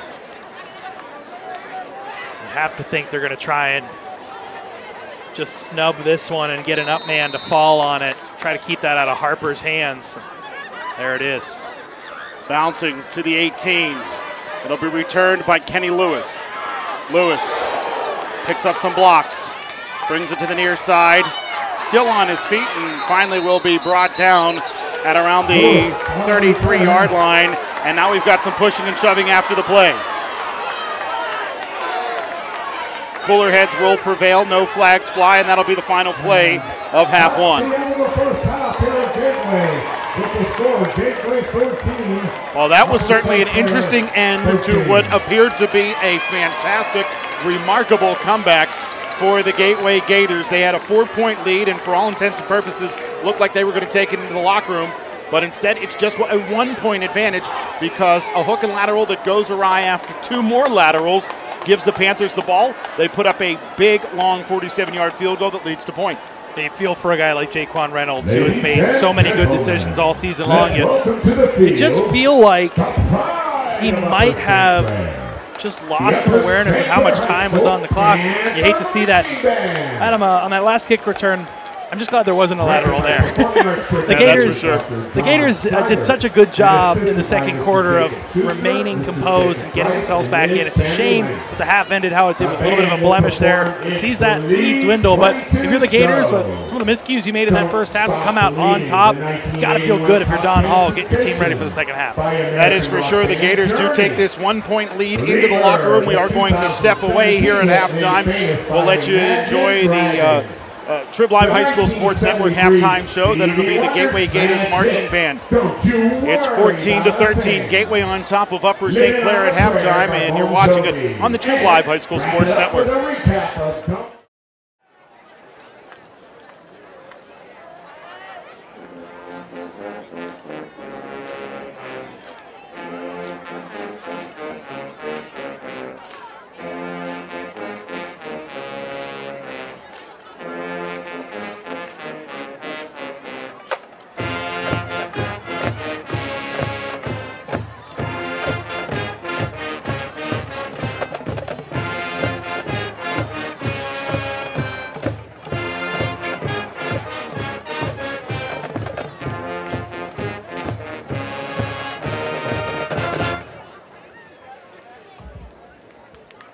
Now, let's take a trip to Chicago and enjoy 25 of 6-4.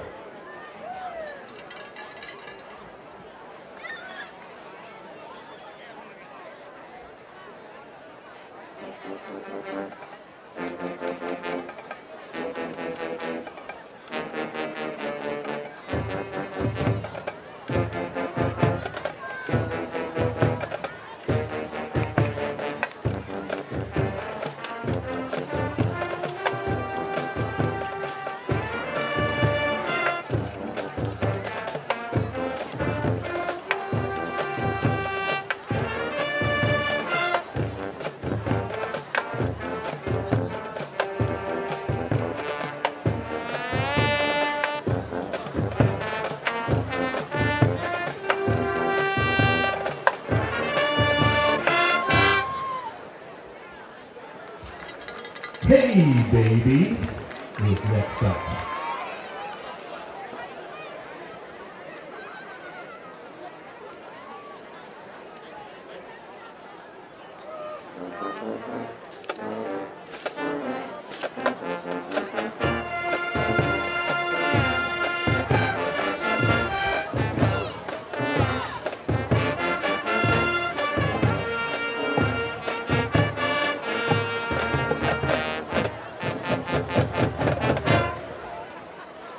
And concluding the performance is the Gateway Fight Song.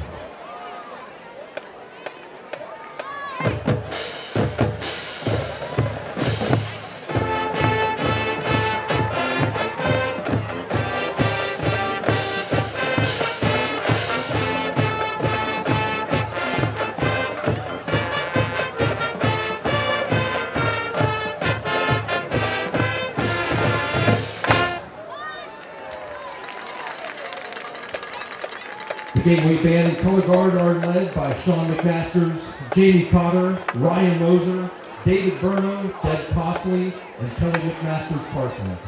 The music arrangements and drill design were done by Chad Heine. The band recently completed their Pennsylvania Interschool. Again, we wish you a pleasant good evening in Monroeville, Pennsylvania, as the Gateway Gators host the Upper St. Clair Panthers in this WPIAL 5A quarterfinal matchup. It's the 4-5 matchup, and the Gateway Gators hold a 1-point lead at halftime, 14-13 on the Upper St. Clair Panthers, but the Upper St. Clair Panthers have turned 3 Gateway turnovers into 13 points. Yeah, it's hard to overstate how costly these could be in these kind of games. We talked about it at halftime. This is a team, the Gateway Gators, that could and should probably be up 17-10, if nothing else, 14-10. But you get a blocked field goal, and you have 2 turnovers that turn into 2 field goals, and another one that luckily you were able to snuff out and keep them off the board. But you just can't keep playing Russian roulette that way if you're the Gateway Gators. Got to take better care of the ball. And Coach Don Hall acknowledged that. He talked about in the press this week that the paradigms of football, taking care of the ball, running the ball well, doing those fundamental things that give you a chance to win the game. And for the most part, it's been Upper St. Clair that's done that. They did throw the interception late in the game, in which the Gators then turned it right back over. So 3-1 the turnover battle. But for the Gators, you started to do it offensively later in that first half, but you got to continue to take care of the ball. You got to keep that offense on the field. Let your defense get a little more time on the sidelines. And as we return from halftime, we'll give you another opportunity to take a look at that hook and lateral that ended up costing the Gateway Gators 3 points at the end of the second quarter. You can see the pass complete to the far side. The first lateral looks clean. Livesey decides to lateral it again, and that leads to yet another Gateway turnover after Reynolds, for some reason, decided to turn around and try to lateral it back to an offensive lineman in Brooks. Brooks, who had a touchdown the last time the Gators were on this field, but it wasn't going to happen that time. And they're real lucky that the recovering offensive lineman stepped out of bounds. Birch was in position there to try and trip the guy up, but that could have been 6 points the other way. And then you look at a great second quarter put together by the Gators offense, and you're going into the half trailing. It's those little things that mean so much in these games. And over the past 3 years, we've seen the Gators make some of those mental errors. We've seen them fall behind at home in playoff games. And that margin for error, when you get down to just the last 8 teams standing, you can't have that happen. Again, the Gateway Gators overcome a 10-point deficit, take a 4-point lead, 14-10, late in quarter 2. Upper St. Clair kicks a field goal to cut the lead down to 1, and the Panthers get the ball back to begin half 2. Every drive big in the second half of a playoff game, but this one seems like it's really going to set the tone for what we're going to see here. These 2 teams, what adjustments did they make? Plaskin, great kickoff, carries into the end zone for a touchback. And it'll be 1st and 10 for the Panthers with the ball at the 20-yard line. Adam, we'll take a second to let folks know about the out-of-town scoreboard for those who aren't scrolling through Twitter frantically to see what's happening around 5A. And one team holding pat. Pine Richland up 21-3 in the third quarter over Penn Trafford, but it's the 6th seed and the 8th seed that are in the lead. North Hills has scored 17 unanswered points to take a 1-point lead, and Woody High still up 14-0 on Franklin Regional at last check. And Vince, that was, off the air throughout the week, you and I texting back and forth talking about this upcoming game, the other matchups. That was a game we said we wouldn't be surprised to see if the Wolverines get the victory in Murraysville. Not at all. To the ground go the Panthers on the first play of half 2. It's Jamal Brown running right. Jamal Brown finally shoved out of bounds just shy of the midfield stripe as he turned on the Jets heading down that far sideline, finally forced out of bounds. They'll say at the 45, a gain of 25 as he is now well over 100 yards today. He's been a real difference maker on the offensive side of the ball. You see Ricariel gets held up there. Well, not held, rather, but can't get off the block. Same with Harper. He's unable to get away, and it's Remy Bowes having to come over from the linebacker position, sprint downfield, take the angle, and prevent the touchdown. Pistol formation with Brown behind Hellman. Handoff, Brown running left. Has a big hole over left tackle and is finally tripped up at the 40-yard line of the Gateway Gators. They'll mark him down at the 39.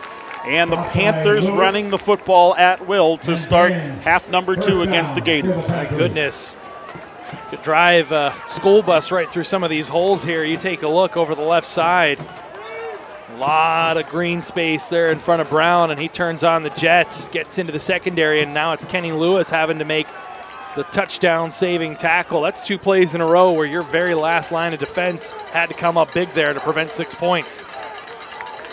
1st and 10 for Gateway. with the football at the 39-yard line. Or rather for Upper St. Clair at the Gateway 39-yard line, as the Panthers bring in Besselman as the QB, and Besselman tries to run it up the gut. And he'll pick up just a yard, bringing up 2nd down and 9 as WPIAL makes the tackle. Gators might have caught a break there. You see here, nothing going. Besselman runs into a pile. I think if he turns on the jets fully there and tries to get to the outside, he might get a step on the defense and at least pick up 5-10 yards there. Sort of pitter-pattered with it and allowed Dallas Harper to get around the edge there and make the tackle. But sloppy tackling here on these first few plays. Now it's Upper St. Clair driving it into Gateway territory.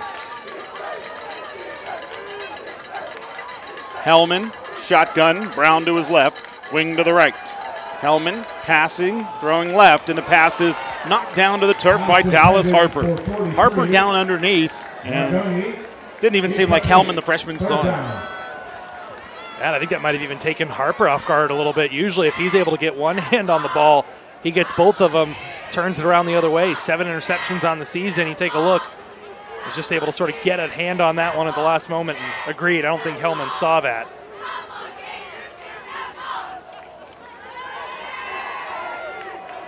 So 2 visiting freshman QBs between 2 games in the WPIAL 5A playoffs, both for the visitors. Here at Upper St. Clair, it's the Panthers against the Gators. At Franklin Regional, it's the Wolverines at the Panthers. As this pass to the left-hand side is completed to Besselman. Besselman tried to circle his way back towards the middle of the field, where he's brought down by Remy Bose amongst others, but that's more than enough for a Panthers first down, and it's 1st and 10 for USC at the Gators 26. And this is not the way the Gators wanted to start this half after surrendering 3 points on a long field goal after the hook and lateral, then lateral, then lateral that ran awry. Yeah, and giving up 3rd and long conversions is just such a backbreaker. Think you're going to get off the field and then just can't. Handoff, Brown running right, and he will be brought down after a modest gain. A flag flew right as the ball was snapped. And unless Gateway was in the neutral zone, we may have an illegal shift of some sort against the Panthers. We'll check in with our referee to be sure. Illegal formation. Offense. 5-yard penalty. First. So that'll cost the Panthers 5 yards, bringing up 1st and 15 back to the 31, maybe 31.5-yard line.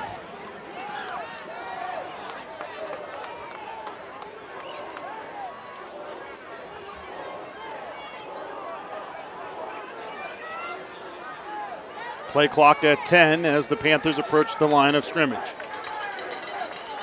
Hellman in the pistol, hands off to Brown. Brown driving his way forward after initial hesitation. Bose couldn't make the stop. Ultimately, it's Fowler who makes the stop. You see he's frustrated. Wanted to try and turn that into a loss, or at least very minimal of a gain. Instead, it's 4 yards there to get most of that penalty yardage back. You don't see that happen with number 8 all that often. Remy Bose pretty sure-handed.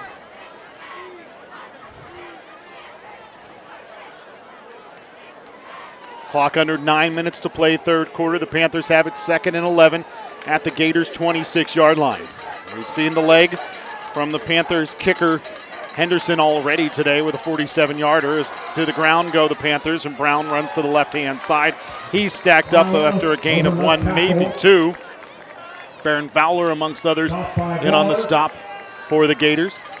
Also in on the stop for Gateway, Ahmad Harris. Yeah, well within range. Brown loses his helmet there, so he's going to have to check off for a play here on 3rd down per WPIAL and PIAA rules. But certainly in a close game to have a leg like Henderson's, that's an extra bit of assurance there on the other end. Cole Plaskin has been excellent, but did miss a field goal as time expired to try to get the Gators to overtime last year. Hate to see these games come down to a kick. Play clock at 3 as the ball is snapped and Hellman rolls to his right, throws to his right, and the pass is incomplete. As sliding down was Besselman. He couldn't get back to his feet and surge towards the football. And that incomplete pass brings up 4th down and 9 for the Panthers. And this would be as it stands right now, about a 42, 43-yard field goal. And after we saw Henderson kick a 47-yarder, no surprise that Coach Junko brings out the field goal unit for this 42-yarder. Young man's in a rhythm. Keep going with the hot hand. Try to get the lead here. Take points wherever you can get them. It's been shown it's been a little hard to get them tonight, so take them when you can if you can. Henderson for the 42-yarder, and this kick is blocked by the Gators. Scoop up the football, the Gators do. It's Inez Jordan, 40, 30, 20, 15, 10, 5, end zone. Block field goal for 6 for the Gators. Those are the plays you need if you're going to advance to the next round. And I don't know who the first Gator was in there. We'll have to take a look at the replay, but I don't think it registered to them. Maybe it was Kenny Lewis. They could pick the ball up and advance it, but a heads-up play by Jordan. He runs in, scoops that up quickly before anyone can really register what happened. And by the time they do, it's a foot race, and the Gators up and down the board, chock full of speed, and it shows there. Vince, it's not often that I break character and turn into a fan, and that's exactly what I did there after the field goal was blocked. I literally said, pick up the football, and then Inez Jordan did it and did the rest himself. Scooping and scoring in the PAT up and in for Cole Plaskin. And the Gateway Gators block a field goal, turn it into 7 points, but more importantly, turn it into an 8-point advantage on the visitors. We talked about the momentum swing of going from a potential 14-10 or 17-10 and having that turn into 14-13 at the half. Now you look at what potentially looked like it was going to be 16-14. Now it's 21-13. 8-point game. Gators able to get another stop between the defense and the special teams. And now you get a chance to pin those ears back. Start to build that anxiety a little bit in the Panthers. See if you can't get another stop and then get that offense back on the field and start to really take control of this game. Again, here on the left side of the bracket, the Gateway Gators and the Upper St. Clair Panthers in the 4-5 matchup. Gateway holding this 8-point advantage. And in the 1-8 matchup, at last check, North Hills led Bethel Park by 3 on the road. So if the Indians get the upset there, that could certainly work in the Gators' favor, though Gateway had their struggles with North Hills earlier in the season. But of course, we've still got a lot of football to play between then and now. 7:37 in the third frame, not to mention the 12 in the fourth. On the right side of the bracket, Pine Richland, like you said, is holding chalk as they lead the Penn Trafford Warriors up in Richland Township. While the Franklin Regional Panthers at last check were trailing Woodland Hills by 2 scores or more. Yeah, if the Gators can find a way to get this done, and if North Hills somehow manages to pull off the stunner, all of a sudden start to get a little clearer path for both the Gators and the Rams to maybe find their way to the finals. But 5A is deep. It's consistently year in and year out rated as top to bottom best quality football you're going to see in the WPIAL. Certainly 4A's got a lot of really top-heavy, great teams this year, but the parity really rings true in 5A. Kickoff, Plaskin. One bounce into the end zone for a touchback. It'll be 1st and 10 for the Panthers, and now it's time for the Gators defense to make a stop. They bent on the last drive. They didn't break. They forced the field goal attempt that was ultimately blocked. We didn't see by who. We think it may be Kenny Lewis, but the more important part was that ball was sitting on the turf, and Kenny Lewis scooped it and raced to the end zone for the touchdown to put Gateway up by 8. We saw the Gators defense really settle in that first half after the first couple drives after falling behind 10-0. See if that holds serve here. There was some sloppy arm tackling, which we saw early in the first half. That reared its head again on that drive. Jamal Brown able to find some different holes and make some things happen. Now for the Gators, to try and avoid giving up that much running room.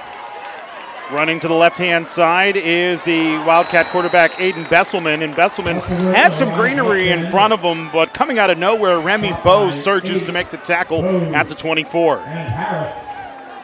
And up the road in Murraysville, Woodland Hills continues their path to an upset on the Franklin Regional Panthers as they're in the fourth quarter just up Route 22, and it's 21-0 Woodland Hills over Franklin Regional.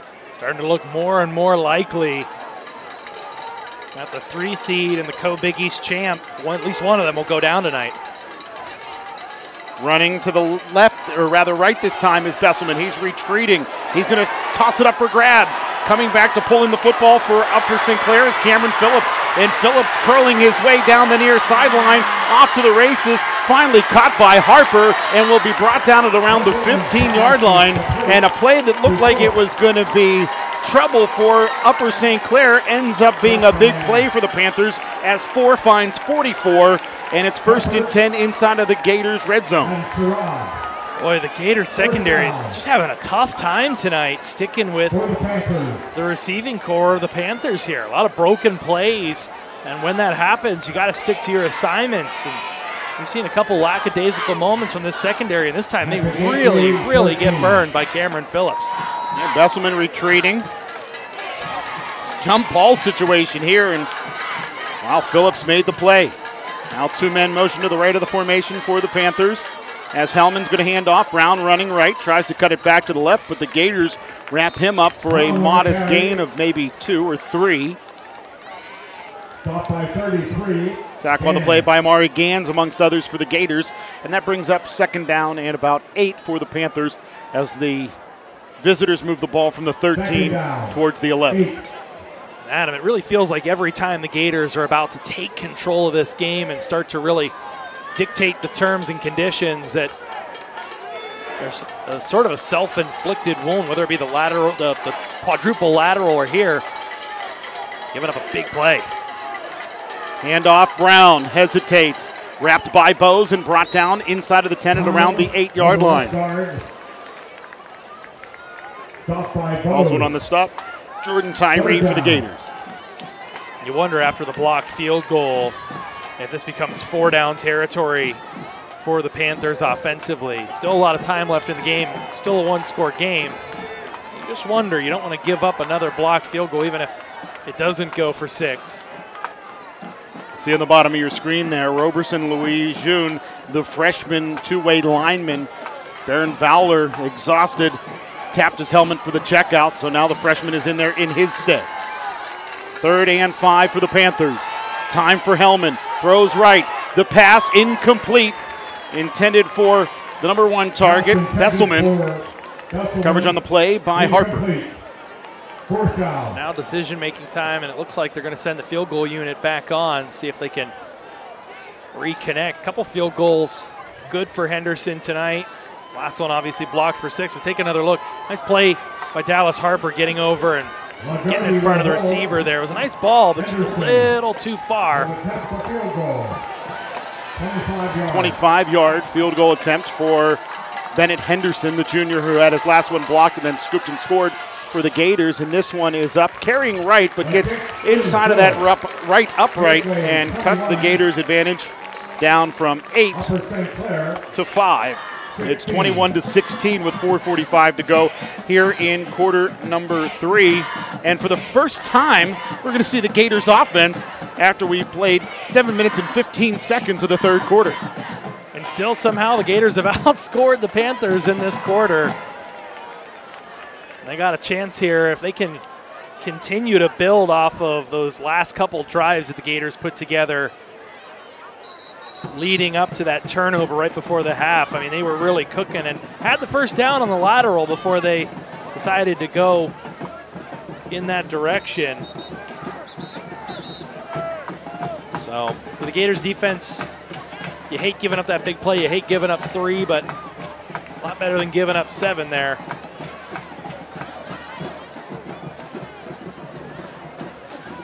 Both of these teams have to be thinking about if they can get past this, get to a matchup with the 8th seed North Hills. I mean, that just is all the more appetizing. Don't have any other updates out of that game in the last 20 minutes. Still 17-16 in the 3rd quarter.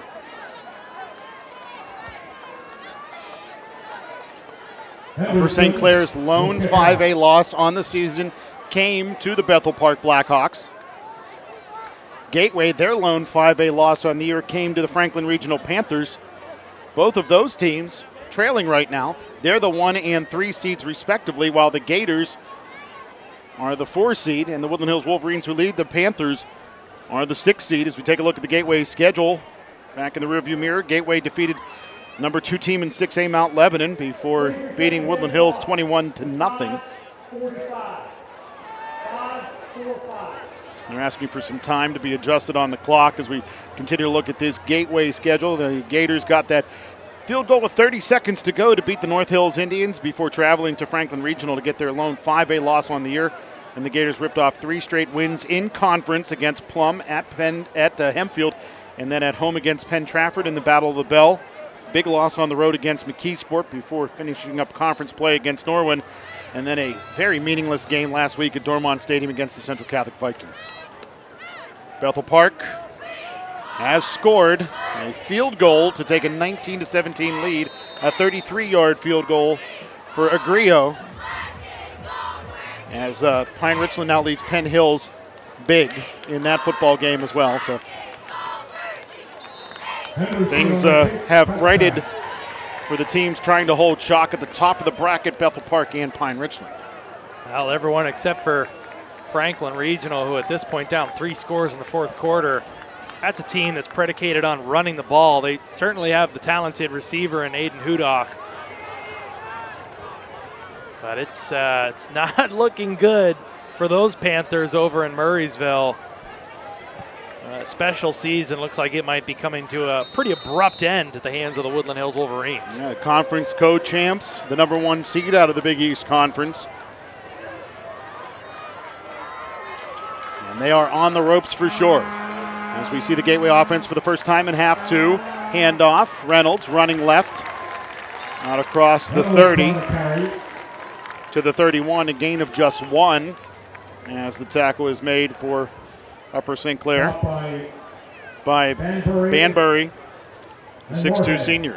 Well, the thing to think about with Franklin Regional, I'm not sure that it would have impacted their seeding at all. I don't think they would have got in front of Pine Richland or in front of Bethel Park, but they were just a few seconds away, a few minutes away from keeping Penn Trafford out of the playoffs with a win. And a lot of coulda, woulda, shouldas for Franklin Regional. 2nd and 9, Birch wide open. Jaquan Reynolds, but a great job closing on the football by Ty Lagoni. Great closing speed by the 6' senior Ty Lagoni to knock that one to the turf and bring up 3rd down and 9. A good job there. You see he reads that right away and just makes a great break on the ball. Comes in, doesn't get there too early. That's the biggest thing. When you read it, you want to make that play. You can't get in there too early. Did a good job waiting till that ball was well on its way. One hand on the back, one hand in front. Good defense.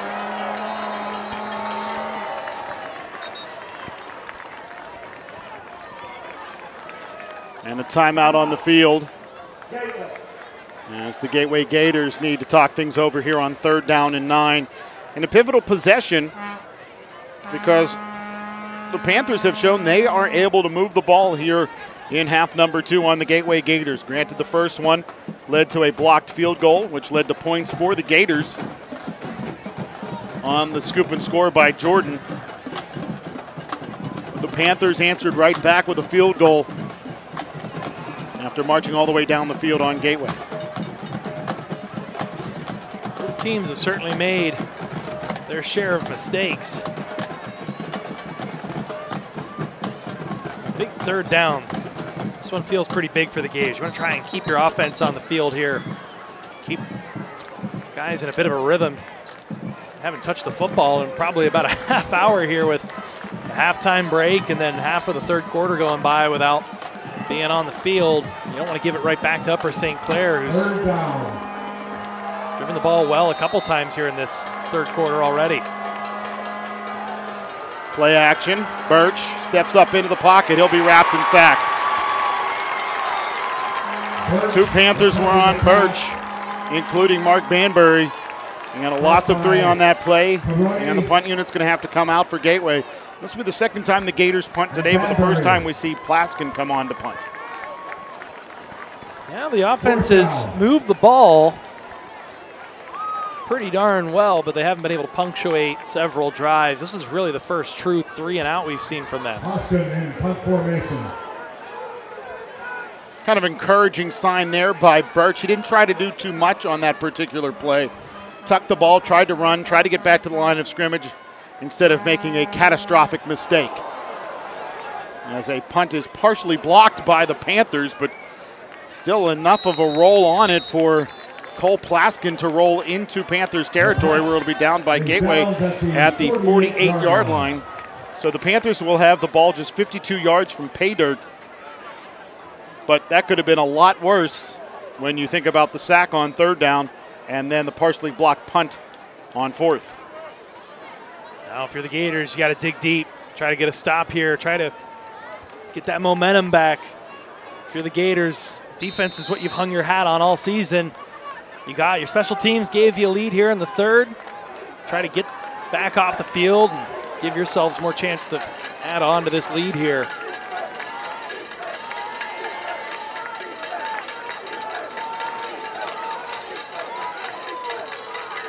Handoff, Brown running right.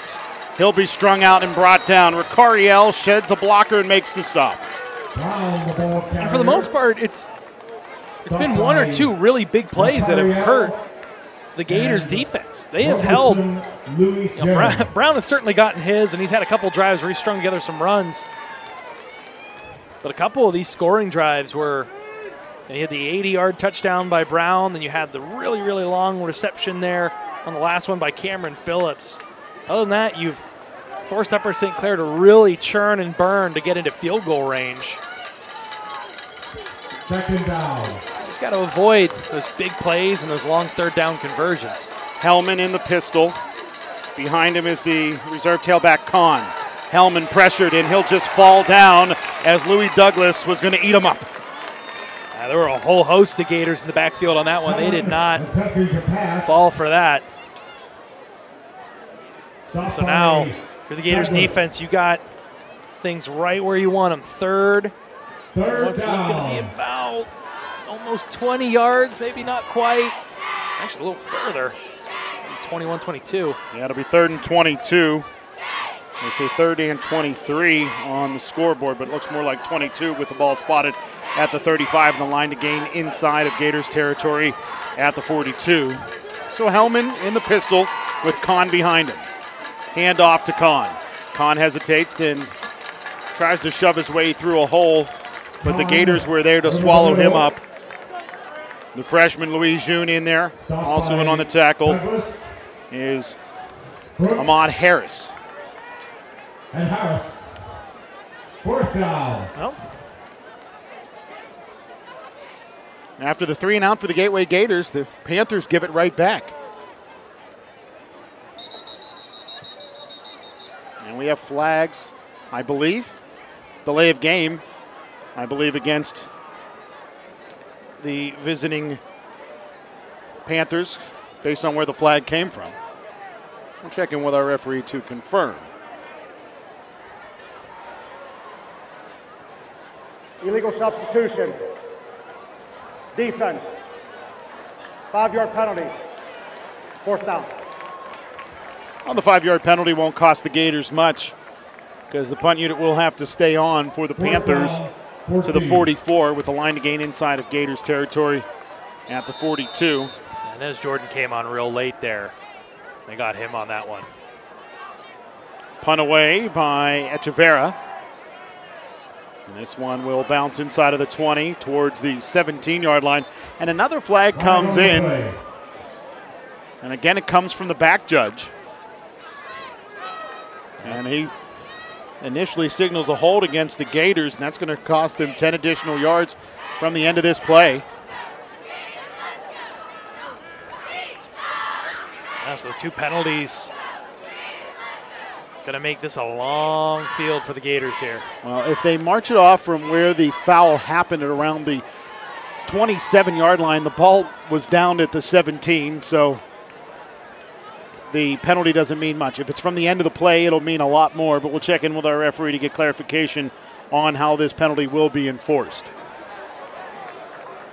Holding. Gateway. Half the distance from the end of the run. 1st down.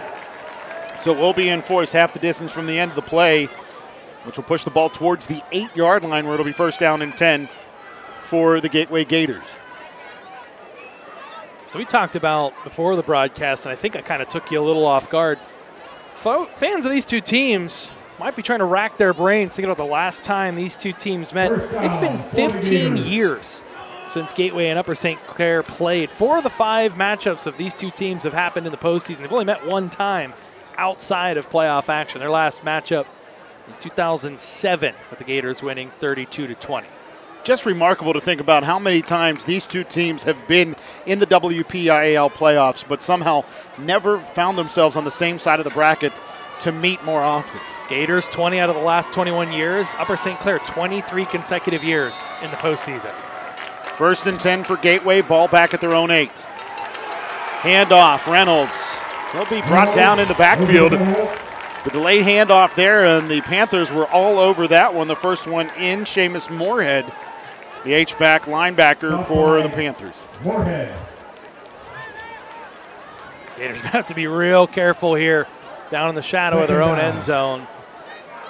Ideally, you'd like to pick up the first down and get yourself out of the shadow of your own end zone, so if you do have to punt, you're able to flip the field a little bit, but if nothing else, you can't afford to get stacked up in the backfield like that when you've got your quarterback's heels in his own end zone. So it's 2nd and 15 at the 5, not 2nd and 5. And they've tossed to the near side right is complete to Malachi Moore, who has a touchdown today. He'll carry the ball out across the 10 to around the 12, maybe the 13-yard line, making it 3rd and a much more manageable 6 with a line to gain the 19. 3rd down. We'll see if they can give Birch a little time here on 3rd down. They've had a lot of luck with some crossing routes over the middle, looking for guys like Inez Jordan, Malachi Moore, and Dallas Harper. Feels like a passing situation for sure. Play action, and the pass is tipped and incomplete. Looking to the near side right was Birch. He was pressured. The pass was deflected by Ivory Tavers, and the incomplete pass brings up 4th down and a half dozen, and the punt unit will come on for Gateway. And you got to hope that they block a lot better than they did the last time the punt unit was on. Yeah. My goodness. Very, very lucky there. The senior linebacker didn't come down with that one, because if he's not going all the way for 6, he's probably setting up at least a goal-to-go situation. Very lucky break for the Gators there. Very errant pass there on 3rd down. So Plaskin stands 1 yard deep in his own end zone.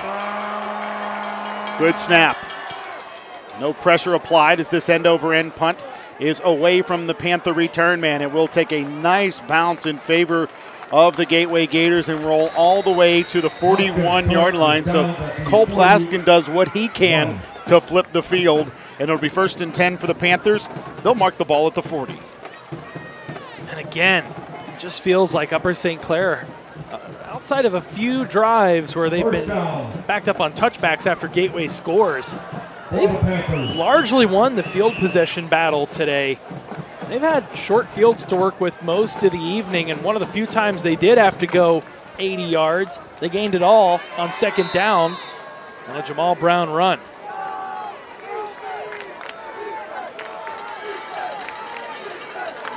Hellman, pistol,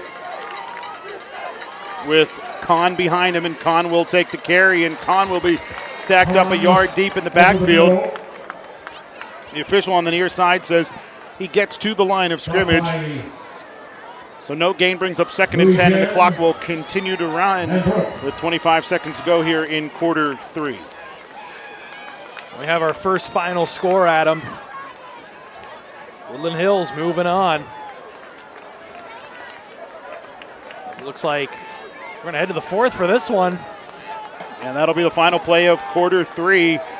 And Upper St. Clair trailing Gateway 21-14 as the host Gators take this 5-point lead into the 4th quarter. The Gators could have taken at least a 4-point lead into the locker room, but we've talked about the hook and lateral that went awry multiple times ad nauseum. But Gateway was able to dodge that bullet because Upper St. Clair started the half with the ball, attempted a reasonably long field goal that the Gators blocked and turned into points by Inez Jordan. Though the Panthers got the ball after the Gators kicked off, after that scoop and score by Jordan, and turned it into 3 points, cutting the Gators' lead down to 5, where it stands now 21-16. Still anyone's ball game with 12 minutes left in this one, and it feels like a 4-5 matchup. Two teams that have played well this season, have had some real high of highs, some real low lows at moments, and we're not decided here in this one just yet. Things got a little interesting up north, Adam. Ben Trafford scored a touchdown late and had an onside kick opportunity down 24-17. Looks like Pine Richland gets it back with about 1:24 left, and depending on the timeout situation, not super surprising to see the defending state champs give Pine Richland a little bit of a run for their money, but I think a lot of people are looking at the Rams as maybe the team to beat in 5A. Of course, Pine Richland right now, the 2 seed, started the season. Very rough start for them, though they ripped off 7 in a row to finish up the season. Panthers 2nd and 10, first play of quarter 4. Hellman pulls it down, runs left, tosses it into the Panthers bench, incomplete. He's out of the tackle box, and the pass is across the line of scrimmage. And that will just be an incomplete pass, bringing up 3rd and 10 at the 40 as a Panthers O-lineman is down. I believe that's big number 58 down there, Nathan Stoll, the one who picked off that 4th lateral, started running back the other way with it. I think that might just be a cramp down there. Hopefully nothing more serious than that. And, you know, 3rd down and 10 getting the incompletion, there's nothing wrong with that, but Ahmad Harris had the quarterback in his grasp. Looked like he was going to be able to bring Hellman to the turf and just let him slip away. That saved Upper St. Clair. If you take a look here, about a good 5-6 yards. He was able to sort of juke him out of his cleats there for a minute. Vince, you talked about the fact that Nathaniel Stoll is down there getting stretched out for a cramp. When's the last time you saw a cramp? The first weekend in November. A couple of our crew members were discussing that they can't remember ever being able to do a playoff game in their shirt sleeves, and that's exactly what our entire crew is in right now. Both us in the booths and our camera operators outside. Yeah, we were in more danger of overdressing for this one than under. I mean, like you said, temperatures in the mid-70s earlier today, still hovering in the high 50s, around 60. It's a beautiful night. Trips left, one receiver right. Play action. Hellman looks left. Pressured, rolls out of the pocket. Now he'll step forward. Brooks and 2 other Gators get there and knock Hellman down to the turf. That includes the freshman, Roberson Louis June, and also in on the stump for the Gators is Remy Bowes. And again, another 3 and out. The Gators defense, they're doing their part. They're keeping the lead now. 11:30 and counting left. Feels like one of those really big drives, Adam. Can the offense go down as they did early in the season against Mount Lebanon, as they did late in the game against Penn Trafford? Can you get that score that puts you in a safe position? High snap, but it's pulled in by the punter for Upper St. Clair. And Chris Livesey will fair catch it with 2 white jerseys bracketing him. And it'll be 1st and 10 for Gateway at the 30-yard line. Great point, Vince, talking about early in the season. We saw the Gators with a 1-score lead late in games, and they turned that 1-score lead into a very comfortable lead heading later into the contest. We saw it against Mount Lebanon. We saw it against Woodland Hills. We saw it against the Woodland Hill, or rather the Penn Trafford Warriors, games that meant a lot, both rivalry rise like Woodland Hills and Gateway, but of course the big rivalry, the battle for the bell in conference against the Penn Trafford Warriors. They've had some of those moments. That was one thing they weren't able to do last season that ultimately led to their demise. Let's see if they can do it here. Trips left. Snap a little awry, but the pass by Birch is complete to Livesey. Livesey with a white jersey draped all over him, still able to reach those paws out and grab the ball as Van Hellman was on his back. That was a sneaky tough catch there. Take another look. Livesey absorbing the contact and having to go low and sort of scoop that one. That's not an easy catch to make. That's a hard-earned 4 yards there. 2nd and 6 for the Gators as the clock winds under 11 minutes to play in regulation. Play action. Birch pressured, rolls out of it. Steps forward. Now races back towards the line of scrimmage. He'll pick up 2 out to the 36-yard line, making it a 3rd and manageable 4 with the line to gain the 40-yard line. Now broken play, and again, I appreciate that Birch doesn't try to play hero ball. He doesn't try to do too much there. You're leading in this one. Made enough mistakes already as a team that you're already kind of kicking yourselves that you haven't put more points up or surrendered less points, and give yourself a chance to fight for another down here and a third and manageable situation nonetheless.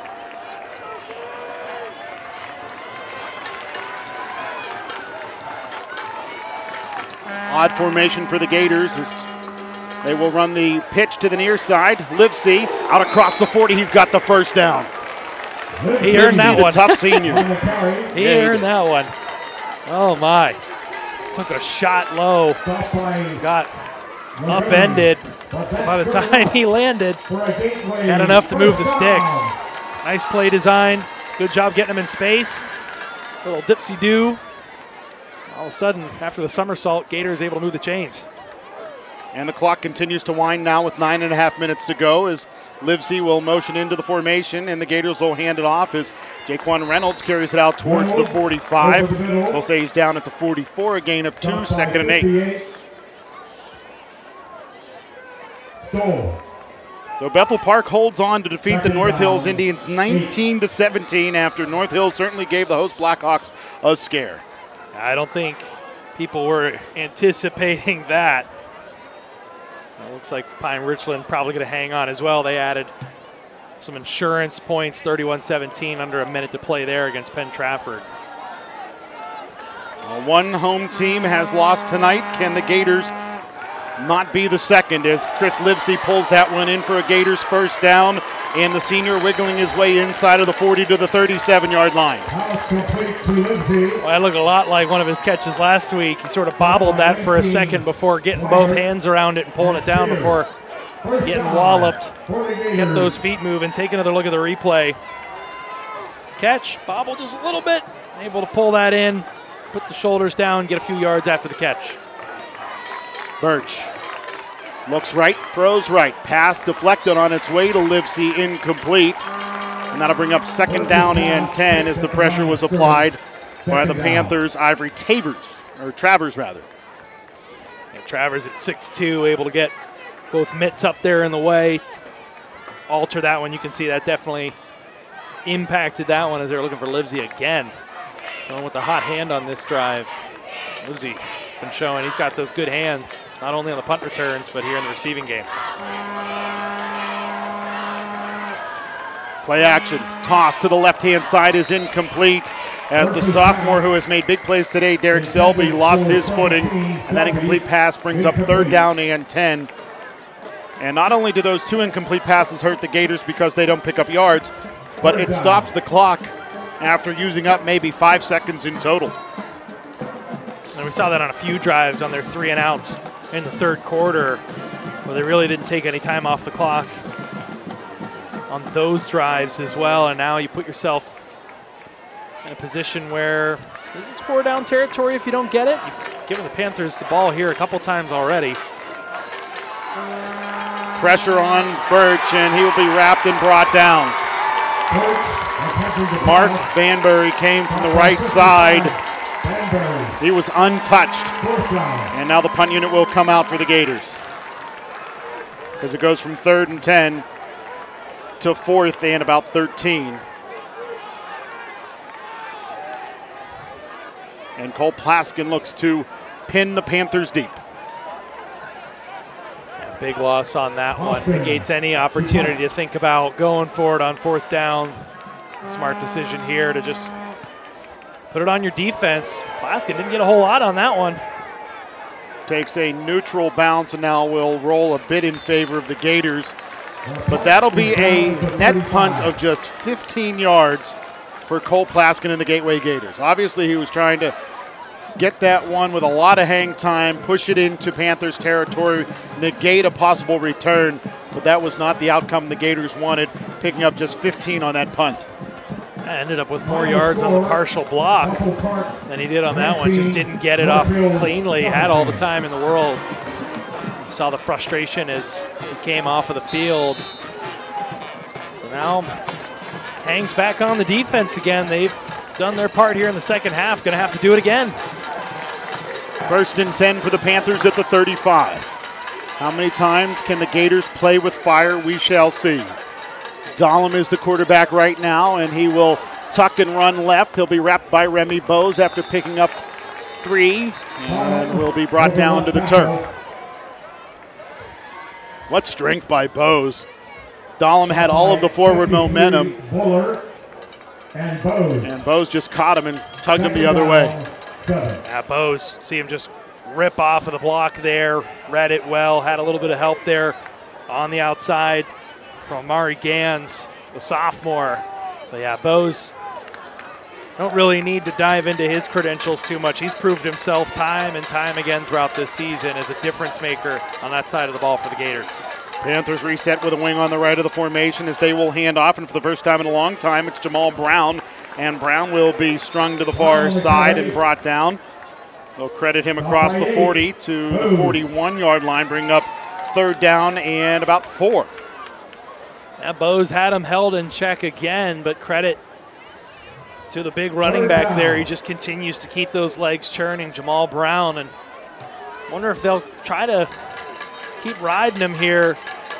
He's one of those guys that he's always the one that's initiating contact, and wonder if he could start to wear down this Gators defense that's been seemingly impenetrable other than that real long broken pass play early in the 3rd quarter. 3rd and 4 for the Panthers, ball on the left hash. Ball carrier Dahlem running left. He's got the 1st down and more into Gators territory as he walks his way down that sideline and steps out at the 49. Run out of bounds. Well, that's a place where you miss having a guy like Demetrius Harper on the outside to be able to use his speed and his strength to get off of blockers and force runners back inside. Number 11 out with a knee injury tonight without one of their talented seniors on the side of the ball. The Gators defense still holding taut. Dahlem again, the Wildcat QB, met by Barron Fowler at the line of scrimmage. Dahlem surges for a gain of 1 before being tugged back by the senior 2-way lineman. One thing here, if you're Upper St. Clair, this feels like the drive. You've got to come away with some points because this clock is continuing to run as you keep this ball on the ground. Something to just keep in mind here. That clock is not necessarily the friend of the Panthers right this second. 2nd and 9 for Upper St. Clair as Dahlem runs to the left. He's got a lot of greenery in front of him on the play inside of the 25, the 20, 15, 10, 5 end zone touchdown, but it's coming back. There's a flag back at the 27. I'm not sure who that was. I think it was Cameron Phillips. You just got to let go. You got to let go of Inez Jordan there, and you so obviously hung on, as we'll see here on the replay. Look at the top of your screen there as he comes through. That was number 4, not 44, my fault. So the guilty culprit, 4, not 44, Aiden Besselman. But man, he took points off the board right there. Cameron Phillips was the one slapping his helmet, I guess, in disgust with his teammate, Aiden Besselman. We'll check in with our referee, but this is going to cost 10 yards from the spot of the foul, which apparently is the 28. Holding. Offense. Number 4. 10 yards from the spot. The result of the play is the 1st down. 1st down for the Panthers at the Gateway 38. Regardless, we have seen Julian Dahlem, the reserve quarterback, come in here in quarter 4, run the Wildcat, and look good doing it. Sure has. Gators getting caught a little flat-footed here with some of that misdirection on the RPO. Handoff Brown, he's got nowhere to go. 2 Gators were there, 1 lineman, 1 linebacker. It was Louis Douglas alongside of linebacker Ahmad Harris. Louis Douglas. Well, they're winning on 1st and 2nd down here. So you got to put together 3 or 4 consecutive plays, try and get off the field here. Getting into the late going in this one. Boy, do we have ourselves a good game. 2nd and 11 for the Panthers. Running left is Dahlem. Dahlem cutting it back. Still cutting it back, and he will be met and brought down after picking up a 1st down. Stop by Rakari L. and Harper. 1st down. Well, the Panthers have found something that's working for them, and now if you're the Gators, you got to try and take that away. Louis Douglas almost had his shoulder pads ripped off by a Upper St. Clair offensive lineman on the right side of the Gators defense or the left side of the Panthers offense, depending on what way you look at it. But regardless, the flag wasn't thrown, and it's 1st and 10 for the Panthers at the Gators 25 as the handoff to Brown, and Louis Douglas will make amends, making the stop there, though strength by Brown driving his way down to the 21. So now you start to wonder, is the clock in favor of the visitors instead of the home team? Well, they got to come away with 6 for that to be true. It's certainly what Upper St. Clair is trying to do here, trying to make sure that if they're coming away with points, they're giving the Gators as little time as possible to go back down the other way. Gators bench looking to inspire their team. 2nd and 6. Dahlem rolling left. He's hit and brought down. Louis Douglas did enough to trip him up and slow him down, and then surging forward, Amari Gans to make the stop.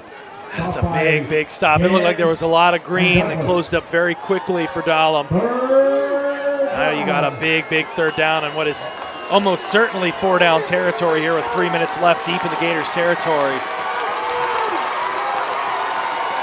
The Gateway fans getting into it here on 3rd down and 6 as the clock winds under 3 minutes to go.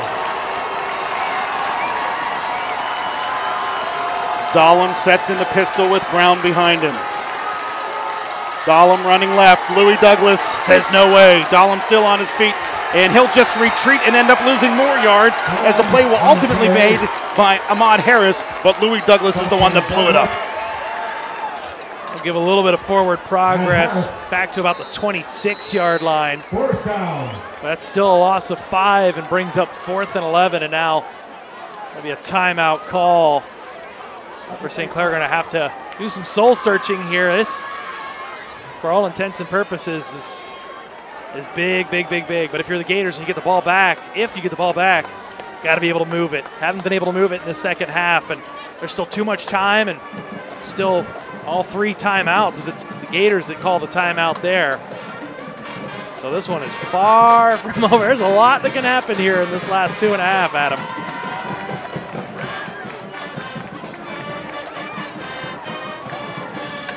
Fourth and 11 for Upper St. Clair. The winner of this game will take on the Bethel Park Blackhawks in the WPIAL semifinals next Friday night, with the kickoff scheduled for 7 p.m. Should the Panthers get the mild upset on the Gators, it'll be a pretty close matchup between those two teams. You've got to think maybe that game ends up being played at Mount Lebanon or maybe Peters Township. This a huge play. 4th and 11. Gators bench hopping around. Gators fans on their feet. Gators cheerleaders getting excited down near the 10. And a timeout is called by Gateway. Now that's Gateway's 2nd timeout. Actually, Upper St. Clair had used their timeout previously. boy, Adam, it seems every fall we get one of these games at Anti Marino Stadium. It seems like they're always barn burners. 2 years ago, you had the 21 points in the second half for Peters Township. They come back to win 21-19. Last year, Penn Hills goes up 17-0 in the first half. The Gators roar back with 20 unanswered, only for a late touchdown and a missed field goal to send the Indians on to the semifinals. And here we are once again, very, very late in the contest and no real idea of who's going to come out on top. One person you see down in that huddle, number 11, Demetrius Harper, whispering into Leonard Sherrod's ear, trying to coach his guys up. Even though he can't be out there, you know it has to kill the senior not to be able to be out there on 4th and 11.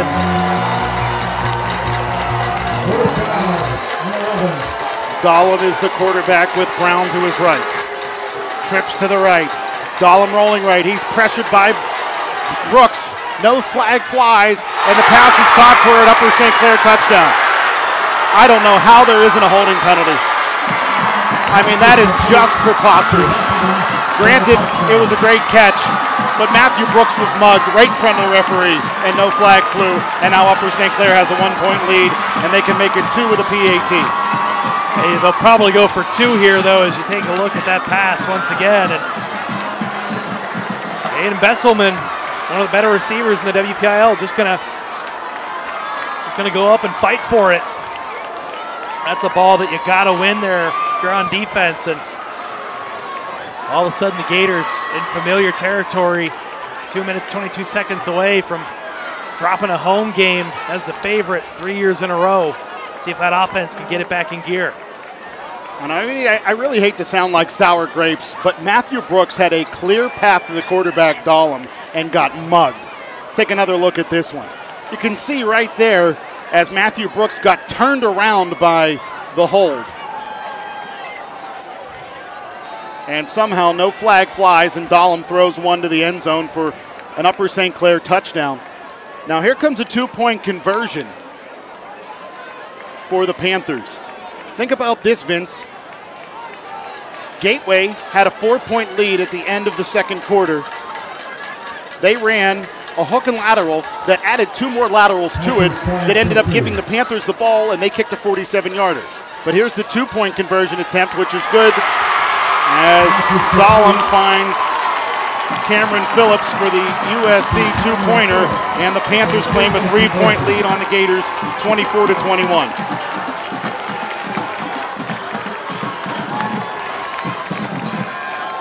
Certainly there's some of those little moments. You know, a game is more than any one single moment, but anytime you spot your opponent points, and you know, you look back even further early in the game, 2 turnovers in the first 3 plays from scrimmage that spotted another 3 points. The Gators have certainly given some opportunities to Upper St. Clair. And credit, they've taken some away as well.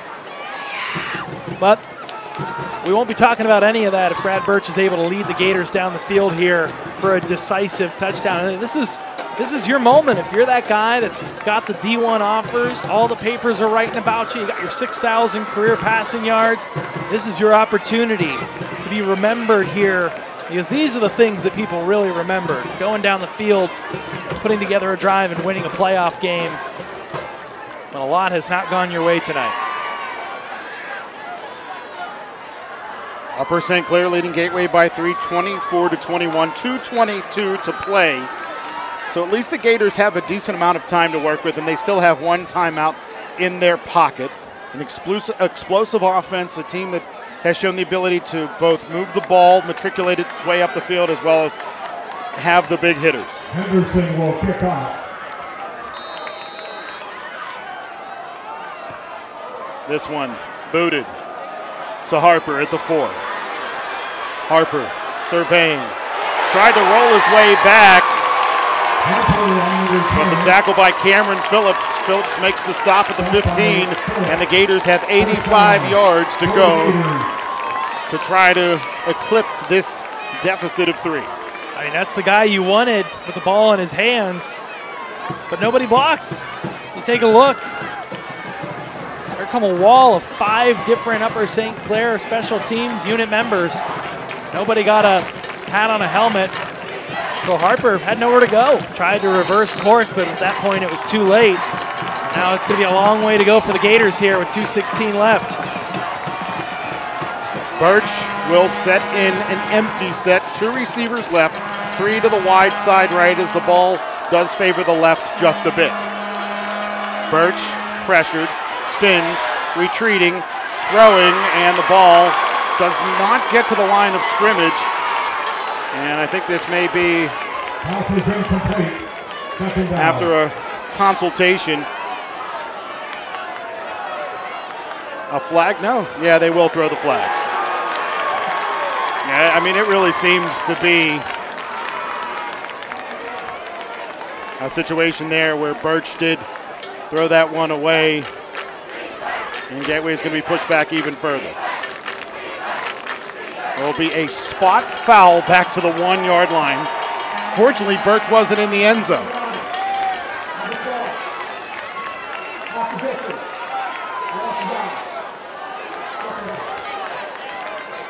That's exactly what you can't have happen. That takes the wind out of the sails completely.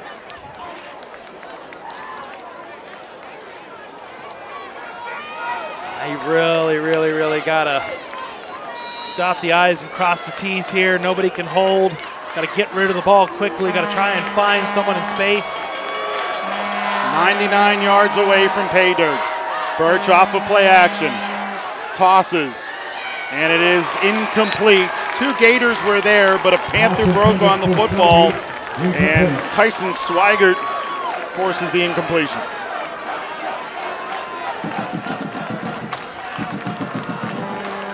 The Gators look shell-shocked right now, Adam, after giving up that touchdown. A couple receivers colliding there for the Gators. Miscommunication. You got to have that sense that you can get this done. You got to believe. It's got to start with the 11 guys with the football. Nobody else can believe for you. You've got to understand that while it's 3rd and long, you're backed up. You control your own destiny. Birch, straight drop back pressured. Tosses complete. Reynolds cutting it back out towards the 10. At least the Gators get some room to work with here on 4th down. It'll be 4th and 15. The line to gain is the 25. The line of scrimmage is the 10. If the Gators can convert here, you've only got 1 timeout left. So for all intents and purposes, that's probably curtains on the season. So it all comes down to this, Adam. You got to get the ball downfield. You can't settle for a bubble screen here. Got to push the ball downfield. Try to get it to a guy like Harper over the top. Birch, empty set. Birch pressured. Hit as he releases the football. It'll bounce into the end zone, incomplete. Turnover on downs, Panthers football. And unless something crazy happens, the Upper St. Clair Panthers will advance to the WPIAL semifinals to take on the Bethel Park Blackhawks as they come from behind and now lead the Gateway Gators by 3. 3 points that the Panthers got at the end of the second quarter on a hook and lateral that the Gators inexplicably added 2 more laterals to. Ended up turning the ball over, and the Gators gave the ball to the Panthers. The Panthers turned it into a 47-yard field goal, cutting a Gators lead from 4 down to 1. And then here in the second half, Upper St. Clair was able to chip away at a Gators lead of 8 and turn it into a Panthers lead of 3. And the Gators just turned it over on downs.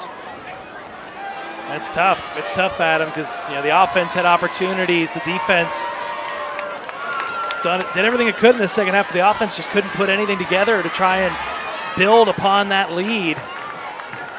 As it looks like victory formation time for Upper St. Clair. They will stay in the South Hills next week. Won't have to travel nearly as far. Be a false start against Upper St. Clair. It's going to cost them 5 yards. 5-yard penalty. 1st down. It's the little things. It's that extra lateral, extra 2 or 3 laterals, really, that it's 2 turnovers in the first 3 plays, and given 10 points up before your offense really gets a chance to get into a rhythm. Things you just can't do in the playoffs. You can be as gifted and as talented as the Gators are, but if that attention to detail and the focus just isn't fully there, credit to Upper St. Clair. They made some mistakes tonight as well, but other than an interception and the crazy block field goal, they did a pretty good job of taking care of the ball and keeping themselves out of trouble.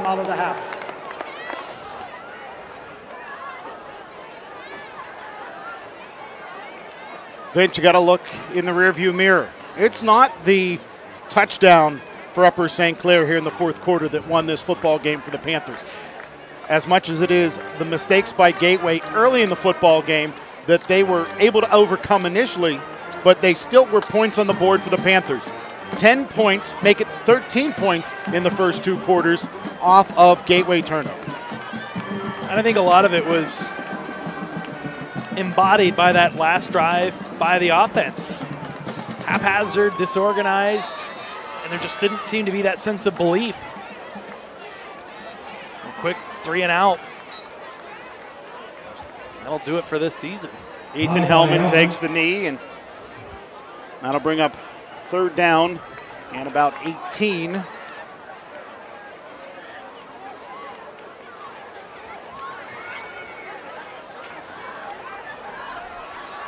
Gateway can't stop the clock, and Upper St. Clair will have to snap it one more time.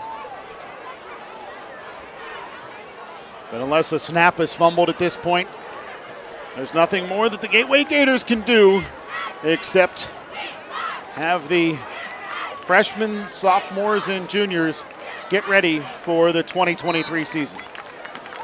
If you're the seniors, it's got to be gut-wrenching.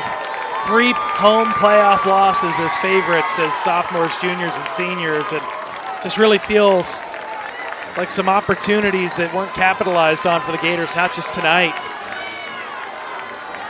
And that's going to be a tough pill to swallow as these young men transition from high school to whatever lies ahead. You talk about guys like Dallas Harper, Matthew Brooks, guys that have been real difference makers.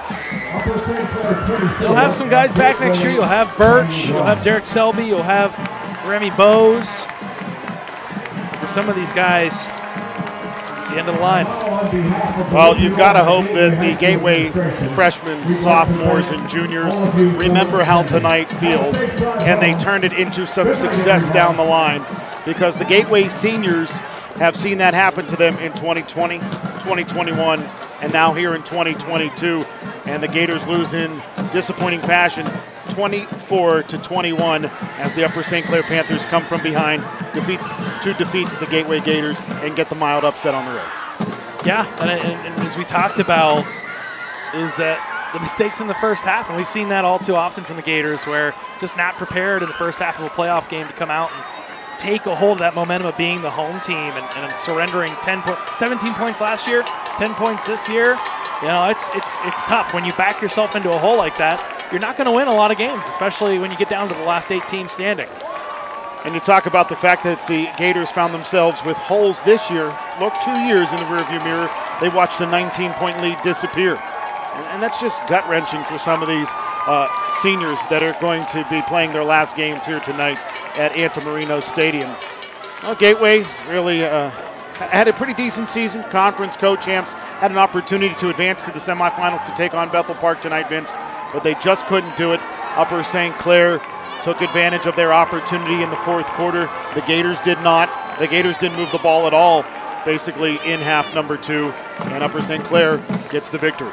You got to have that killer instinct, Adam. You've got to have that belief, and it's as sad as it is. I hate to say it, but I just didn't get the sense from the body language of the offense as they went out onto the field with 2 minutes and 16 seconds left that there was that ironclad belief that they were going to go 85 yards and put that ball into the end zone. And I think that showed. I think that showed on the other side of the ball. I think Upper St. Clair, they fed off that, and they took advantage of it. They put the clamp down. They're moving on. Upper St. Clair improves their record to 9-2 on the season. The Gateway Gators finish their season with a record of 7-4. Upper St. Clair will take on Bethel Park in the WPIAL semifinals next week, while the Gateway Gators have to start looking forward to the 2023 season next August. Vince, put a bow on today's game and this season. I feel for these seniors, but at the end of the day, it's all opportunity that wasn't capitalized on for 3 consecutive years now, and the Gators have to find a way to get back to that championship pedigree of 2017 and 2019, where they were the ones with that killer instinct. And they've had the talent every single year. They've had the Division I athletes. They've had the track star speed, and they've had the star quarterback. And so you just wonder, what is that missing ingredient that they've got to search for and find in this offseason to set themselves apart in 5A? Well, we thank you for joining us tonight and all season long, whether it be here on the Trib Live High School Sports Network, on our YouTube channel, or on the NFHS Network. We will continue our coverage through the winter with basketball, wrestling, and swimming here on Gateway Gators Productions. And that will do it for us here in the football season. For our entire crew, my broadcast partner, Vince Russo, I'm Adam Gusky. Thank you for joining us tonight and throughout the fall.